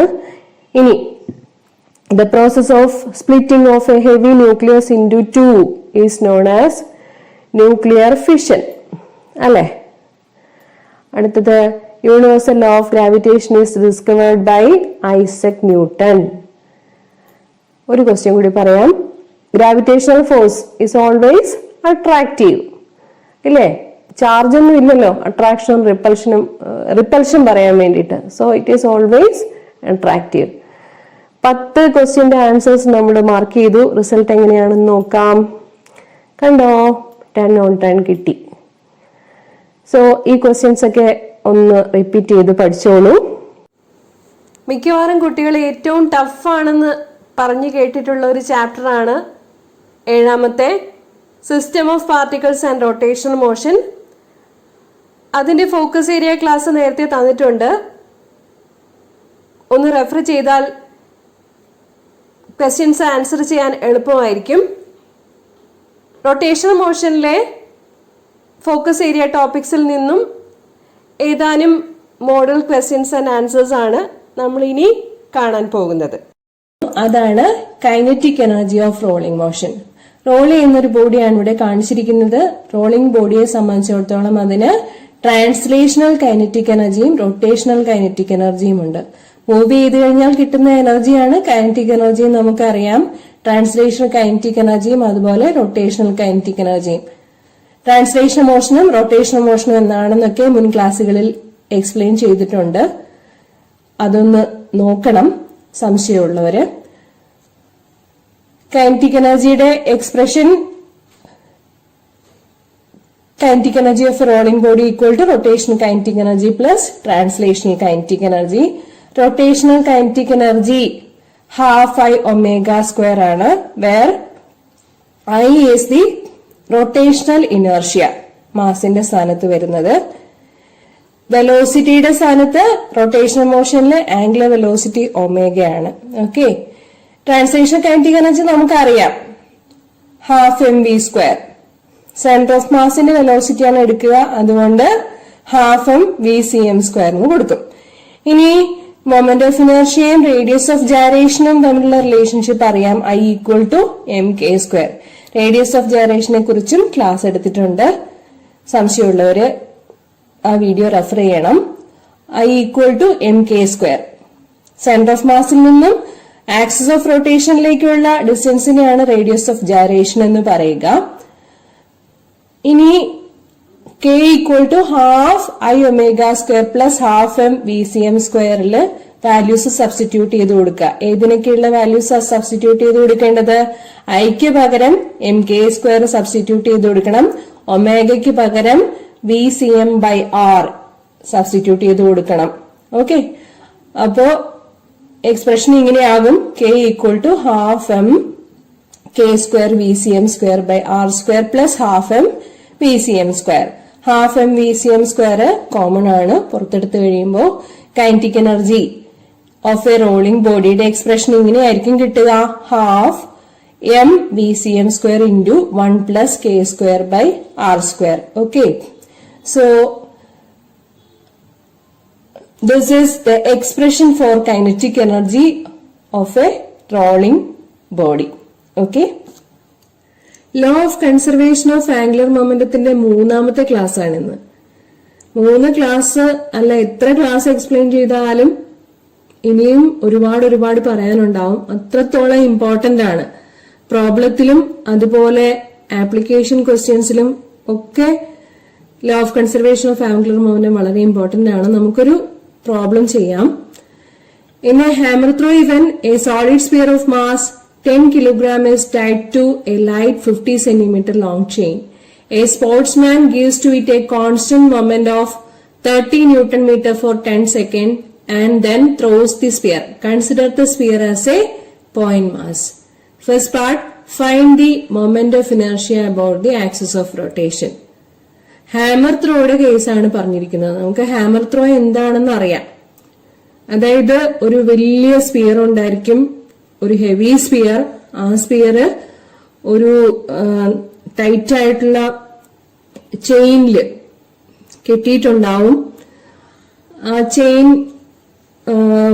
തലയ്ക്ക് ചുറ്റും എങ്ങനെയാ ചെയ്യുന്നത്? റൊട്ടേറ്റ് ചെയ്യും. റൊട്ടേറ്റ് ചെയ്യുമ്പോഴേക്കും അതിനൊരു ടോർക്ക് കൊടുക്കും. ടോർക്ക് കൊടുക്കാന്ന് വെച്ചാൽ ഫോഴ്സ് അപ്ലൈ ചെയ്യും. റൊട്ടേറ്റിംഗ് ഫോഴ്സ് കൊടുക്കും.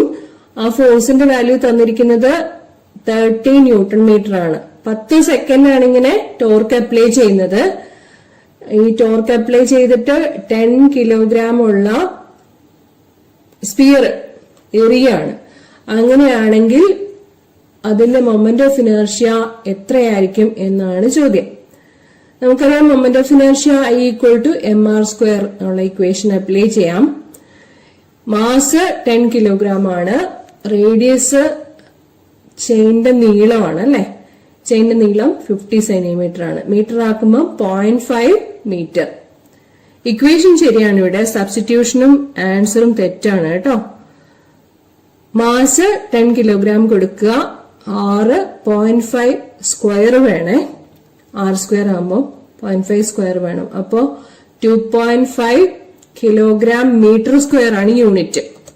മൊമെന്റ് ഓഫ് ഇനർഷ്യയുടെ യൂണിറ്റ് കിലോഗ്രാം മീറ്റർ സ്ക്വയർ. അപ്പൊ 2.5 കിലോഗ്രാം മീറ്റർ സ്ക്വയർ എന്നായിരിക്കും ഉത്തരം കിട്ടുക. ഓക്കെ, അടുത്തത് B part. If L is the angular momentum and tau is the torque, show that tau equal to dl/dt. മുൻ ക്ലാസ്സുകളിൽ explain ചെയ്തിട്ടുള്ളതാണ്. തൊട്ട് മുന്നത്തെ ക്ലാസ്സിൽ ടോ ഈക്വൽ ടു dl/dt എന്നുള്ള എക്സ്പ്രഷൻ നമ്മൾ ഡിറൈവ് ചെയ്തിട്ടുണ്ട്. Torque equal to rate of change of angular momentum. അതാണ് നമ്മള് ആംഗുലർ മൊമെന്റം എന്ന് പറഞ്ഞാൽ മൊമെന്റ് ഓഫ് ലീനിയർ മൊമെന്റം ആണ്. Linear momentum mv. അതിനെ മൊമെന്റ് എടുക്കുക എന്ന് പറഞ്ഞാൽ ഡിസ്റ്റൻസ് കൊണ്ട് ക്രോസ് പ്രോഡക്റ്റ് എടുക്കുക എന്നാണ്. അപ്പൊ ആർ ക്രോസ് പി അല്ലെങ്കിൽ ആർ ക്രോസ് mv ആണ് എന്ത് പറയുക? Moment of linear momentum or angular momentum L എന്ന് പറയുക. ഓക്കെ, that's equation. L equal to R cross P. Moment എടുക്കുക എന്ന് പറഞ്ഞാൽ ഡിസ്റ്റൻസ് വെച്ച് മൾട്ടിപ്ലൈ ചെയ്യാന്നാണ് സിമ്പിൾ മീനിങ്. ഓക്കെ, ഇനി നമുക്ക് to equal to dl/dt prove ചെയ്യണമെന്നുണ്ടെങ്കിൽ ഈ ഇക്വേഷൻ ഡിഫറൻഷിയേറ്റ് ചെയ്താൽ മതി. dl/dt equal to d/dt of r cross p. r cross p differentiate ചെയ്യാനായിട്ട് പ്രോഡക്റ്റ് റൂൾ അപ്ലൈ ചെയ്യാം. r cross dp/dt plus dr/dt cross p. What is dp/dt? dp/dt എന്ന് പറഞ്ഞാൽ rate of change of momentum ആണ്, അതാണ് force. What is dr/dt? dr/dt എന്ന് പറഞ്ഞാൽ rate of change of position with respect to time. പൊസിഷന്റെ സമയത്തിനനുസരിച്ചുണ്ടാകുന്ന മാറ്റത്തിനെയാണ് വെലോസിറ്റി എന്ന് പറയുക. ഓക്കെ, ഇതെല്ലാം വെക്ടേഴ്സ് ആണ് കേട്ടോ. എൽ ആർ പി ഇതെല്ലാം വെക്ടേഴ്സ് ആണ്. അപ്പോ R cross F plus V cross P എന്ന് കിട്ടും.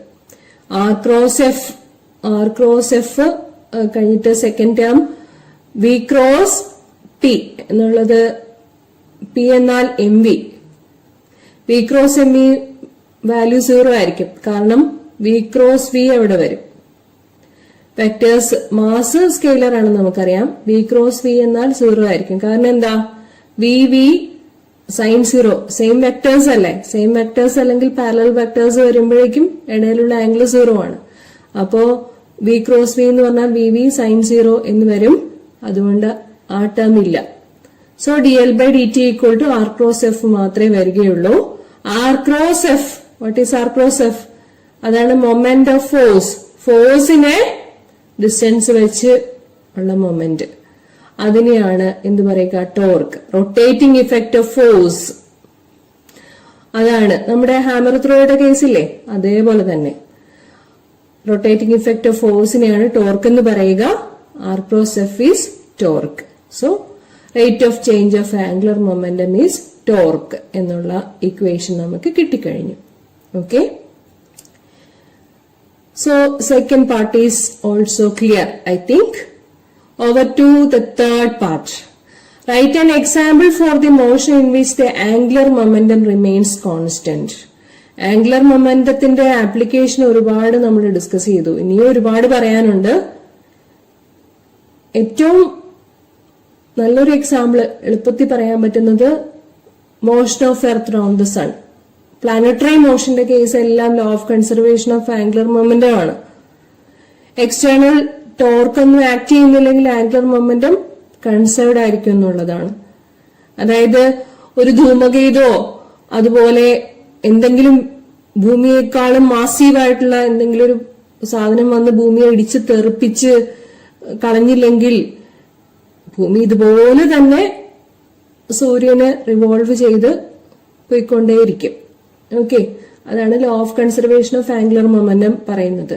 If no external torque is acting on a system, then the angular momentum will be conserved എന്നുള്ളതാണ്. L equal to I omega എന്നതാണ് equation. Okay, ഇവിടെ external torque act ചെയ്യുന്നില്ലെങ്കിൽ I omega constant എന്നുള്ളതാണ്. ടോ equal I omega constant എന്ന് പറയുമ്പോ പിന്നെ I mr² അല്ലേ മൊമെന്റ് ഓഫ് ഇനർഷ്യ. എലിപ്റ്റിക്കൽ പാത്തിൽ റിവോൾവ് ചെയ്യുന്ന കേസ് എടുക്കുമ്പോ എലിപ്സിന് 2 ഫോക്കസുകളുണ്ട്. 2 ഫോസൈ എന്നാ പറയുന്നത്. സൂര്യനോട് അടുത്ത് പ്ലാനറ്റ് വരുന്ന കേസില് ആംഗുലർ വെലോസിറ്റി കൂടുതലായിരിക്കും. അവിടെ ആറിന്റെ വാല്യൂ കുറവായിരിക്കും. ആറിന്റെ വാല്യൂ കുറയുമ്പോ mr² അല്ലെങ്കിൽ I കുറയും. അപ്പോ ആംഗുലർ വെലോസിറ്റി കൂടും. ഇനി സൂര്യനോട് അകന്നു വരുമ്പോഴേക്കും എന്താണ് വരുന്നത്? ആറിന്റെ വാല്യൂ കൂടും. അപ്പോ mr² കൂടും, I കൂടും.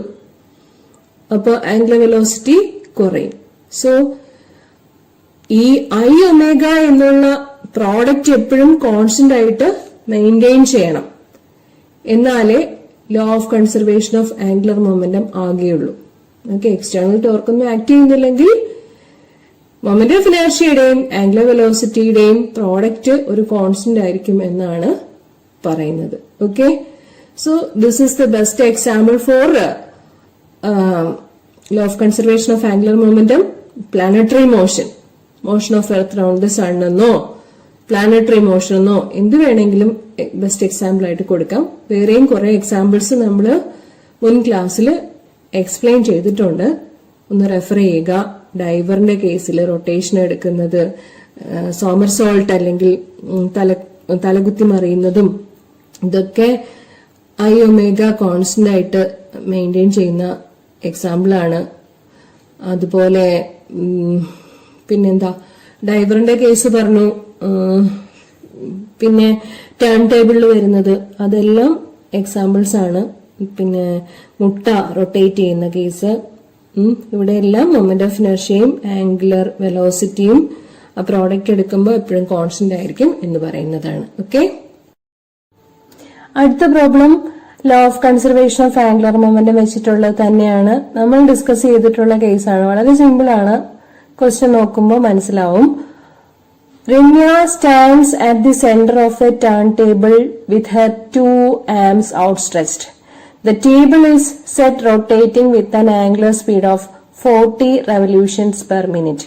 What will happen to the moment of inertia if she folds her hands back? ഇതാണ് ചോദിച്ചിരിക്കുന്നത്. Law of conservation of angular momentum നമുക്കറിയാം. L equal to I omega is a constant. Okay, the product of moment of inertia and angular velocity അതെപ്പോഴും constant ആയിട്ട് നിൽക്കുമെന്നാണ് rotation മോഷനിൽ external ആയിട്ടൊരു force ഒന്നും apply ചെയ്യുന്നില്ലെങ്കിൽ പറയുന്നത്. അപ്പോൾ ടേൺ ടേബിളിന്റെ കേസ് പറയുമ്പോൾ ടേൺ ടേബിൾ കറങ്ങുന്നതിന്റെ സ്പീഡ് ആൾക്ക് തന്നെ, ആ ടേൺ ടേബിളിന് പുറത്ത് നിൽക്കുന്ന ആൾക്ക് തന്നെ അഡ്ജസ്റ്റ് ചെയ്യാൻ പറ്റും. കൈകള് സ്ട്രെച്ച് ഔട്ട് ചെയ്ത് വെച്ചിട്ട് ടേൺ ടേബിൾ കറങ്ങുകയാണെങ്കിൽ കാണാൻ സാധിക്കുന്നത് സ്പീഡ് കുറയുന്നതായിട്ടാണ്. അവിടെ കാരണം എന്താ? മൊമെന്റ് ഓഫ് ഇനർഷ്യ കൂടും. I equal to mr² എന്നുള്ളതല്ലേ മൊമെന്റ് ഓഫ് ഇനർഷ്യയുടെ എക്സ്പ്രഷൻ. കൈകൾ സ്ട്രെച്ച് ഔട്ട് ചെയ്ത് പിടിക്കുമ്പോഴേക്കും ആറിന്റെ വാല്യൂ കൂടും. നമ്മൾ കഴിഞ്ഞ ക്ലാസ്സിൽ, തൊട്ട് മുന്നത്തെ ക്ലാസ്സിൽ എക്സ്പ്ലെയിൻ ചെയ്തിട്ടുള്ളതാണ്. ആറിന്റെ വാല്യൂ കൂടുമ്പോ mr² എക്സ്പ്രഷനിൽ മൊമെന്റ് ഓഫ് ഇനർഷ്യ കൂടും. അപ്പോ ആംഗുലർ വെലോസിറ്റി കറങ്ങണതിന്റെ സ്പീഡ് കുറയും. ഇനി ഇവിടെ നമ്മളോട് പറഞ്ഞിരിക്കുന്നത് what will happen if she folds her hands back. കൈകൾ ചേർത്ത് പിടിക്കുകയാണെങ്കിൽ എന്ത് പറ്റുമെന്നാണ് ചോദിക്കുന്നത്. കൈകൾ ചേർത്ത് പിടിക്കുമ്പോൾ എന്താ സംഭവിക്കുക? മൊമെന്റ് ഓഫ് ഇനർഷ്യ കുറയും. മൊമെന്റ് ഓഫ് ഇനർഷ്യ കുറയുമ്പോൾ കറങ്ങുന്നതിന്റെ സ്പീഡ് കൂടും. ഓക്കെ, അപ്പോ മൊമെന്റ് ഓഫ് ഇനർഷ്യ കുറയും എന്നുള്ളതാണ് ഫസ്റ്റ് പാർട്ടിന്റെ ആൻസർ. ഓക്കെ, ഇനി ഇതിന്റെ പ്രോബ്ലം ആണ് ചോദിച്ചിരിക്കുന്നത്. If the angular speed is increase to 100 revolutions per minute what will be the new moment of inertia എന്ന ചോദ്യം. അപ്പോ ആംഗുലർ വെലോസിറ്റി രണ്ട് കേസസ് ആണ് തന്നിരിക്കുന്നത്. ആദ്യം 10 റെവല്യൂഷൻസ് പെർ മിനിറ്റ് ആയിരുന്നു, 40 റെവല്യൂഷൻസ് പെർ മിനിറ്റ് ആയിരുന്നു. പിന്നെ 100 റെവല്യൂഷൻസ് പെർ മിനിറ്റ് ആണ് തന്നിരിക്കുന്നത്. മൊമെന്റ് ഓഫ് ഇനർഷ്യ സ്പീഡിനനുസരിച്ച് വ്യത്യാസപ്പെടും റൊട്ടേഷണൽ മോഷനിൽ. ഇപ്പൊ ഇവിടെ I1 ω1 equal to I2 ω2 കൊടുത്തു കഴിഞ്ഞാൽ ആദ്യത്തത് I1 മൊമെന്റ് ഓഫ് ഇനർഷ്യ എന്ന് എടുക്കുക. I1 × 40 equal to രണ്ടാമത്തെ കേസിൽ 100 റെവല്യൂഷൻസ് പെർ മിനിറ്റ് ആണ് ഒമേഗ ആവുന്നത്. സോ I2 × 40 എന്ന് വരും. New moment of inertia I2 എത്രയായിരിക്കും എന്നാണ് ചോദ്യം. അതായത് ആദ്യം ഉണ്ടായിരുന്നതിന്റെ I1 × 40/100 ആണ് വരുന്നത്. Okay, so moment of inertia എന്ന് പറയുന്നത് 0.4 I1 ആയിട്ട് കിട്ടും. ഓക്കെ, അപ്പൊ ഇതിൽ നിന്ന് തന്നെ ക്ലിയർ ആണ്. ആദ്യത്തെ കേസിൽ ആംഗുലർ വെലോസിറ്റി കുറവായിരുന്നു, അപ്പോ മൊമെന്റ് ഓഫ് ഇനർഷ്യ കൂടി. രണ്ടാമത്തെ കേസിൽ എന്താ, ആംഗുലർ വെലോസിറ്റി കൂടിയപ്പോഴേക്കും മൊമെന്റ് ഓഫ് ഇനർഷ്യ കുറയുവാണ് ചെയ്യുന്നത്. മൊമെന്റ് ഓഫ് ഇനർഷ്യ ആദ്യമുള്ളതിന്റെ 0.4 ആയിട്ട് കുറഞ്ഞു. ഓക്കെ, ഇനി പറഞ്ഞിരിക്കുന്നത് write the expression for the rotational kinetic energy of the system and explain the terms involve in it. ഇതും നമ്മൾ എക്സ്പ്ലെയിൻ ചെയ്തിട്ടുള്ളതാണ്. Kinetic energy of rotation equal to ½ I ω². Okay, മുൻ ക്ലാസ്സുകൾ ഒന്ന് റെഫർ ചെയ്യണം കേട്ടോ. ഒരു ക്വസ്റ്റ്യൻ കൂടി ചെയ്യാം. ഈ ക്വസ്റ്റ്യന്റെ എ പാർട്ടും ബി പാർട്ടും ഓൾറെഡി ഡിസ്കസ് ചെയ്ത് കഴിഞ്ഞതാണ്.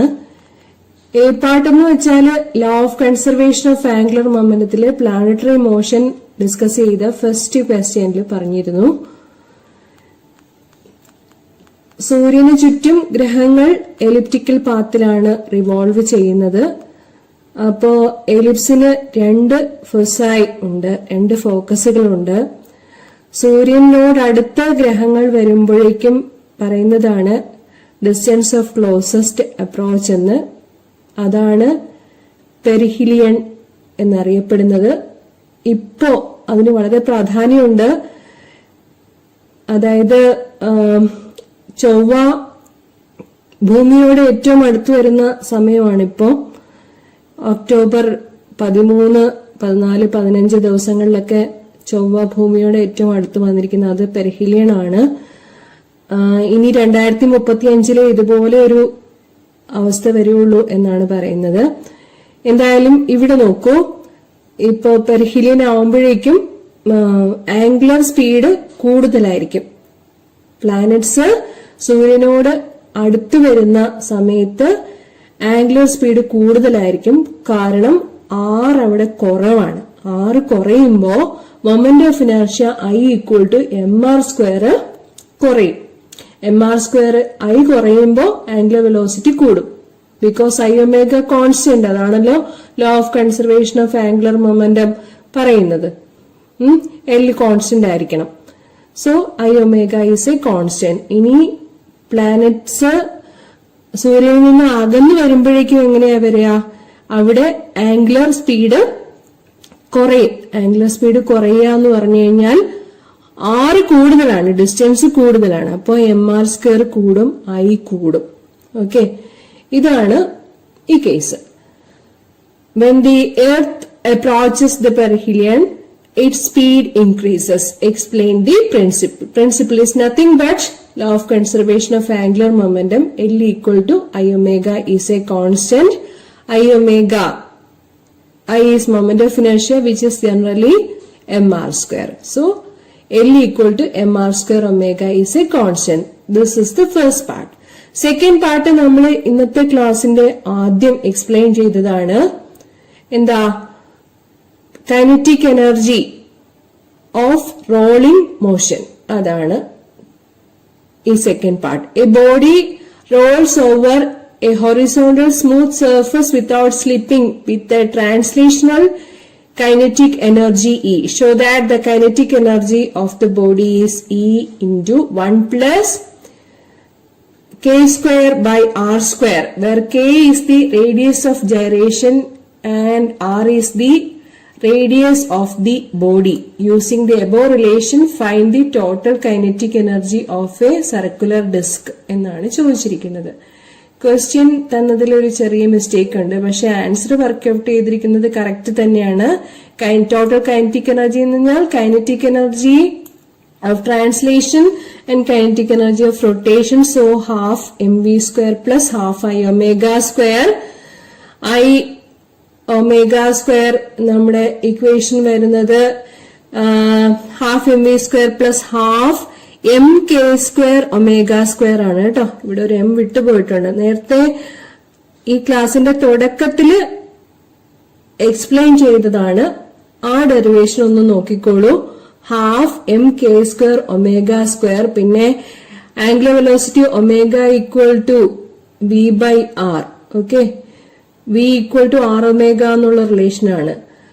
Linear velocity v = r into rotational velocity ω, angular velocity ω. ആ റിലേഷൻ വരുമ്പോഴേക്കും ഹാഫ് mv² പുറത്തെടുത്ത് കഴിയുമ്പോൾ കിട്ടുന്നത് half mv² 1 plus k² by r² എന്നാണ്. ഹാഫ് mv² ആണ് kinetic energy, translation kinetic energy E എന്ന് പറയുക. So total energy or total kinetic energy equal to E into 1 plus k² plus r² എന്ന് കൊടുക്കാൻ പറ്റും.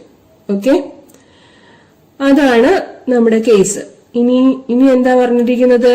ഡിസ്കിന് എങ്ങനെയായിരിക്കും എന്നാ ചോദിച്ചിരിക്കുന്നത്.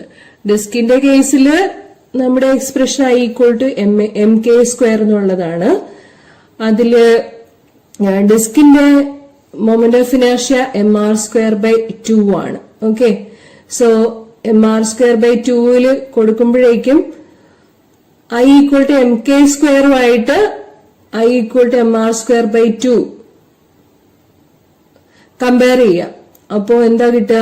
k²/r² എന്നുള്ളത് ഹാഫ് കിട്ടും. സോ ടോട്ടൽ കൈനറ്റിക് എനർജിയുടെ എക്സ്പ്രഷനില് E × 1+½ എന്നാ വരിക. k²/r² പകരം ഹാഫ് എന്ന് വരും. So that is equal to 3/2 E എന്ന് കിട്ടുന്നതായിരിക്കും. ഓക്കെ, നമുക്ക് സി പാർട്ട് ചെയ്യാം. സബ്സ്റ്റിറ്റ്യൂഷൻസിൽ ചെറിയ കറക്ഷൻസ് ഉണ്ട്. അപ്പൊ ഞാൻ ശരിയായിട്ട് പറഞ്ഞു തരാം, അതിനനുസരിച്ച് വർക്കൗട്ട് ചെയ്യുക കേട്ടോ. ക്വസ്റ്റ്യൻ നോക്കിക്കോളൂ.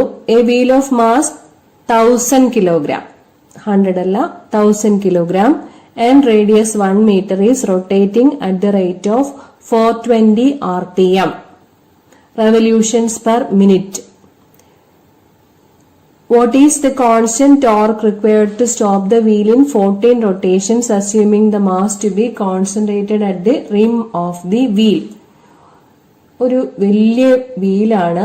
ആ വീലിന് 1000 കിലോഗ്രാം മാസ് ഉണ്ട്. അത് ഒരു മിനിറ്റില് 420 പ്രാവശ്യം റിവോൾവ് ചെയ്യുന്നുണ്ട്. അപ്പോൾ അതിന്റെ ആംഗുലർ സ്പീഡ് എന്ന് പറയുന്നത് ഒമേഗ = 2πf എന്ന ഇക്വേഷൻ വെച്ച് കണ്ടുപിടിക്കാം. ഫ്രീക്വൻസി ആണ് തന്നിരിക്കുന്നത് 420 rpm. അതിനെ റെവല്യൂഷൻസ് പെർ സെക്കൻഡിലേക്ക് മാറ്റണം.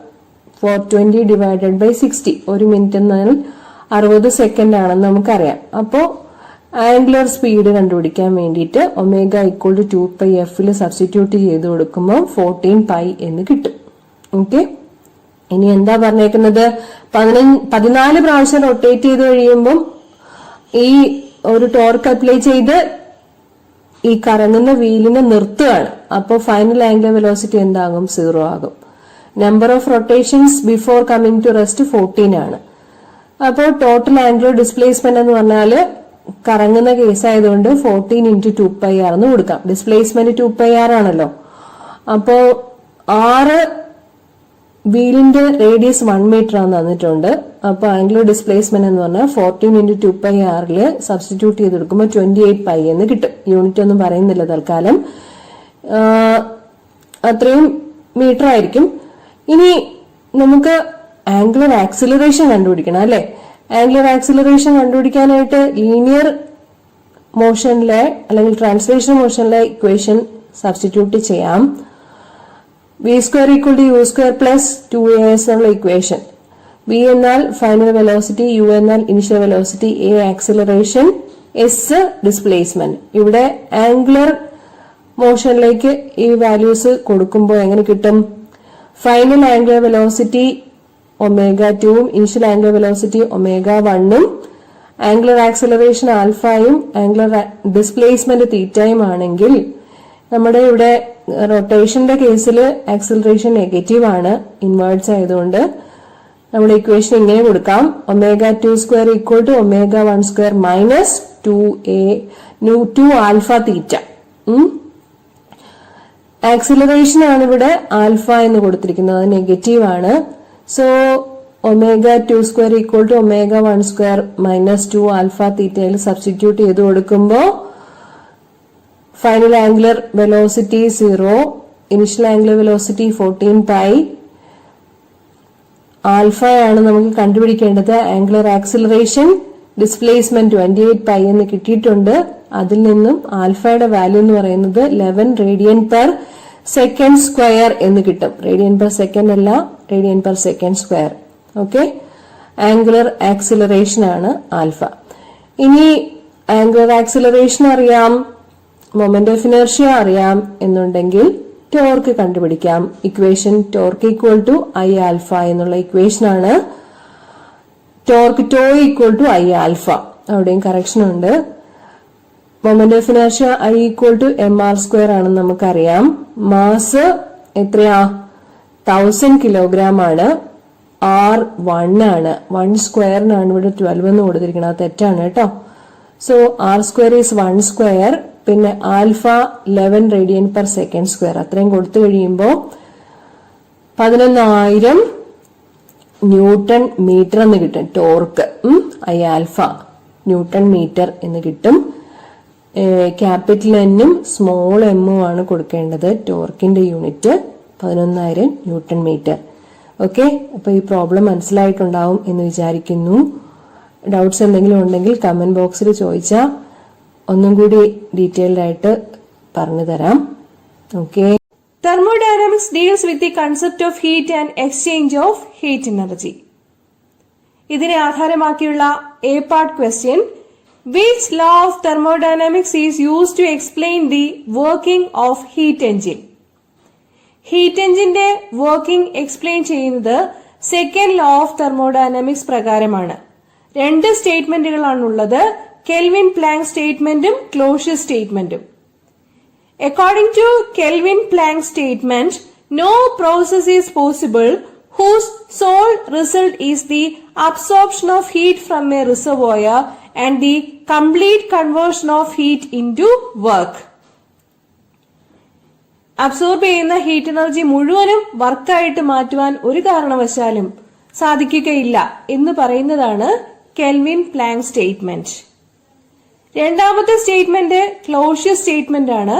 അത് പ്രകാരം no process is possible whose sole result is the transfer of heat from a colder object to a hotter object. ഒരു കാരണവശാലും കോൾഡർ ഓബ്ജെക്റ്റിൽ നിന്നും ഹോട്ടർ ഓബ്ജെക്റ്റിലേക്ക് ഹീറ്റ് ട്രാൻസ്ഫർ പോസിബിൾ അല്ല എന്ന് പറയുന്നതാണ് Clausius statement. Okay, so heat എഞ്ചിന്റെ വർക്കിംഗ് ഇതിനെ ആധാരമാക്കി നമുക്ക് എക്സ്പ്ലെയിൻ ചെയ്യുവാൻ സാധിക്കും. B part: What are the sink, source and working substances of a domestic refrigerator? ഇപ്പോൾ ഒരു റിവേഴ്സ് ഹീറ്റ് എഞ്ചിനാണ് റെഫ്രിജറേറ്റർ എന്ന് പറയുന്നത്. ഈ റിവേഴ്സ് ഹീറ്റ് എഞ്ചിൻ ആയിട്ടുള്ള റെഫ്രിജറേറ്ററിന്റെ പ്രധാനപ്പെട്ട ഭാഗങ്ങൾ എന്താണ്? അവ സോഴ്സും സിങ്കും വർക്കിംഗ് സബ്സ്റ്റൻസും തന്നെയാണ്.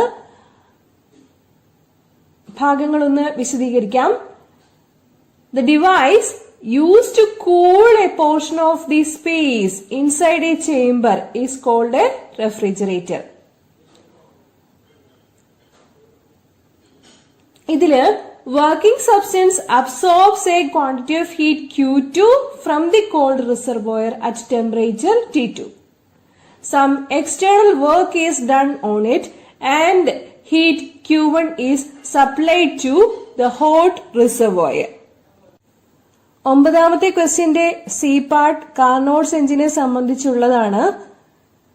ഓപ്പറേഷൻസ് എക്സ്പ്ലെയിൻ ചെയ്യാനുണ്ട്, കാർനോട്ട് സൈക്കിള് വരയ്ക്കാനുണ്ട്, എഫിഷ്യൻസിയുടെ എക്സ്പ്രഷനും വർക്കൗട്ട് ചെയ്യാനുണ്ട്. ഇവിടെ കാർനോട്ട് സൈക്കിൾ കാണിച്ചിട്ടുണ്ട്, അതുപോലെ നമ്മുടെ കാർനോട്ട്സ് എഞ്ചിന്റെ പ്രധാനപ്പെട്ട ഭാഗങ്ങളും കാണിച്ചിട്ടുണ്ട്. Next question, a part: which thermodynamic process is also called an isoentropic process? Answer: adiabatic process എന്നാണ്. Isoentropic process എന്താന്ന് പറയാം.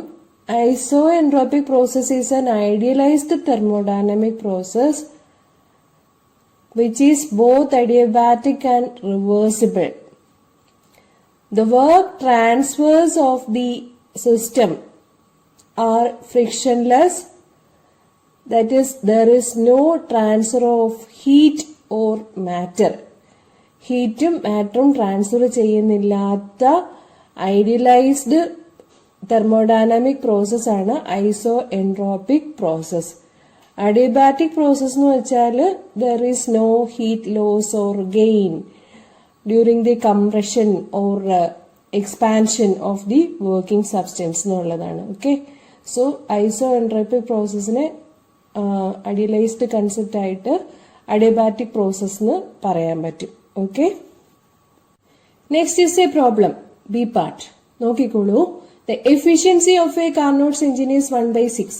If on reducing the temperature of the sink by 65 Kelvin, not degree Celsius, Kelvin, its efficiency becomes 1/3. Find the temperature of the sink and the source. ഇതെങ്ങനെ ചെയ്യാൻ പറ്റുന്നേ? നമ്മുടെ എഫിഷ്യൻസിയുടെ equation വെച്ച് simple ആയിട്ട് ചെയ്യാവുന്ന problem ആണിത്. ഈറ്റ ആണ് എഫിഷ്യൻസിക്കുള്ള സിമ്പിൾ. ഈറ്റ ഈക്വൽ ടു 1/6 എന്നാണ് തന്നിരിക്കുന്നത്, വിച്ച് ഈസ് 1 - T2/T1. T1 എന്ന് വെച്ചാൽ സോഴ്സിന്റെ ടെമ്പറേച്ചർ ആണ്, T2 സിങ്കിന്റെ ടെമ്പറേച്ചർ ആണ്. ഓക്കെ, സിങ്കിന്റെ ടെമ്പറേച്ചർ 65 കെൽവിൻ ആയിട്ട് കുറയ്ക്കുവാണ്. ഓക്കെ, T2 മൈനസ് 65 ആണ് പുതിയ സിങ്കിന്റെ ടെമ്പറേച്ചർ. അത് T2 ഡാഷ് ആണെന്ന് ഇരിക്കട്ടെ. അപ്പോ T2 dash equal to T2 minus 65 ആണ്. അങ്ങനെ T2 ഡാഷ് T2 മൈനസ് 65 ആക്കുമ്പം എഫിഷ്യൻസി എത്രയാവുമെന്നാ പറഞ്ഞേക്കണേ? 1/3 ആവുമെന്നാ പറഞ്ഞേക്കണേ. 1/3 എന്ന് പറഞ്ഞു കഴിഞ്ഞാൽ ആദ്യം ഉണ്ടായിരുന്നതിന്റെ ഇരട്ടിയാണ്. 1/6ന്റെ ഇരട്ടിയാണ് 1/3. അങ്ങനെയാണെങ്കിൽ സോഴ്സിന്റെയും സിങ്കിന്റെയും ടെമ്പറേച്ചർ എത്രയാണെന്നാണ് ചോദ്യം. ഓക്കെ, നമുക്കിത് ഈറ്റ equal to 1 minus T2 by T1 എന്ന എക്സ്പ്രഷനിൽ കൊടുത്തു കഴിഞ്ഞാൽ വളരെ എളുപ്പത്തിൽ ചെയ്യാൻ പറ്റും. Okay, eta equal to 1 minus T2 by T1. So ഈറ്റയുടെ വാല്യൂ 1/6 ആണ്. 1/6 equal to 1 minus T2 by T1 or T2 by T1 equal to 1 minus 1/6 equal to 5/6 or T1 equal to 6/5 T2 which is 1.2 T2. അപ്പോ T1 ഉം T2 ഉം തമ്മിലുള്ള വളരെ important ആയിട്ടുള്ള relationship first കേസിൽ നമുക്ക് കിട്ടിക്കഴിഞ്ഞു. T1 equal to 1.2 T2. ഇനി എന്താ പറയുന്നത്?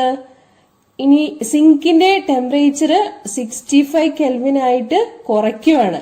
അപ്പൊ എഫിഷ്യൻസി ഡബിൾ ആവുമെന്ന് സൂചിപ്പിച്ചു കഴിഞ്ഞു.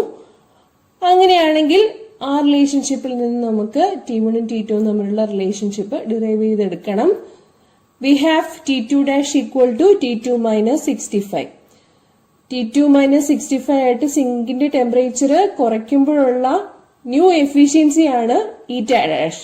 അത് 1/3 ആണ്. So eta dash equal to 1 minus T2 dash divided by T1. Okay, so 1/3 equal to 1 minus T2 minus 65 by T1. ഇതിൽ നിന്നും T1ന്റെ റിലേഷൻഷിപ്പ് കണ്ടുപിടിക്കണം. സോൾവ് ചെയ്യുമ്പോൾ നമുക്ക് കിട്ടും T1 equal to 1.5 into T2 minus 65 എന്ന്. ഓക്കെ, ആദ്യം കിട്ടിയ ഇക്വേഷൻ ഏതായിരുന്നു? T1 ഈക്വൽ ടു 1.2 T2 എന്നാണ്. ആ വാല്യൂ സബ്സ്റ്റിറ്റ്യൂട്ട് ചെയ്ത് കൊടുക്കുമ്പോൾ 1.2 T2 equal to 1.5 T2 minus 1.5 into 65 എന്ന് കിട്ടും. T2ന് സോൾവ് ചെയ്യുമ്പോൾ 325 കെൽവിൻ എന്ന് കിട്ടുന്നതായിരിക്കും. T1ന്റെ വാല്യൂ 1.2 T2 ആണ്. സോ T1 ഉം T2 ഉം കിട്ടിക്കഴിഞ്ഞു. ഏതൊക്കെയാണ്? T1 390 കെൽവിൻ എന്നും T2 325 കെൽവിൻ എന്നും. ഓക്കെ, ഇനി തേർഡ് പാർട്ടിലേക്ക് പോകാം. Obtain the expression for the work done during the adiabatic process. Work done during the adiabatic process ഞാനൊരു വീഡിയോ ചെയ്തിട്ടുണ്ട്, അതൊന്ന് റെഫർ ചെയ്യണം. സോ അതിനി ഞാനിവിടെ ഡിസ്കസ് ചെയ്യുന്നില്ല. ലിങ്ക് ഡിസ്ക്രിപ്ഷൻ ബോക്സിൽ കൊടുത്തിരിക്കാം. ഓക്കെ, ഇന്നത്തെ ക്ലാസ് എല്ലാവർക്കും പ്രയോജനപ്പെടും എന്ന് വിചാരിക്കുന്നു. പല ആവർത്തി കാണണം. ഫോക്കസ് ഏരിയ ടോപ്പിക്കുകളുടെ അപ്ഡേഷൻസ് പ്രത്യേകം ശ്രദ്ധിച്ച് പഠിക്കുക. അടുത്ത ക്ലാസ്സിൽ വീണ്ടും കാണാം.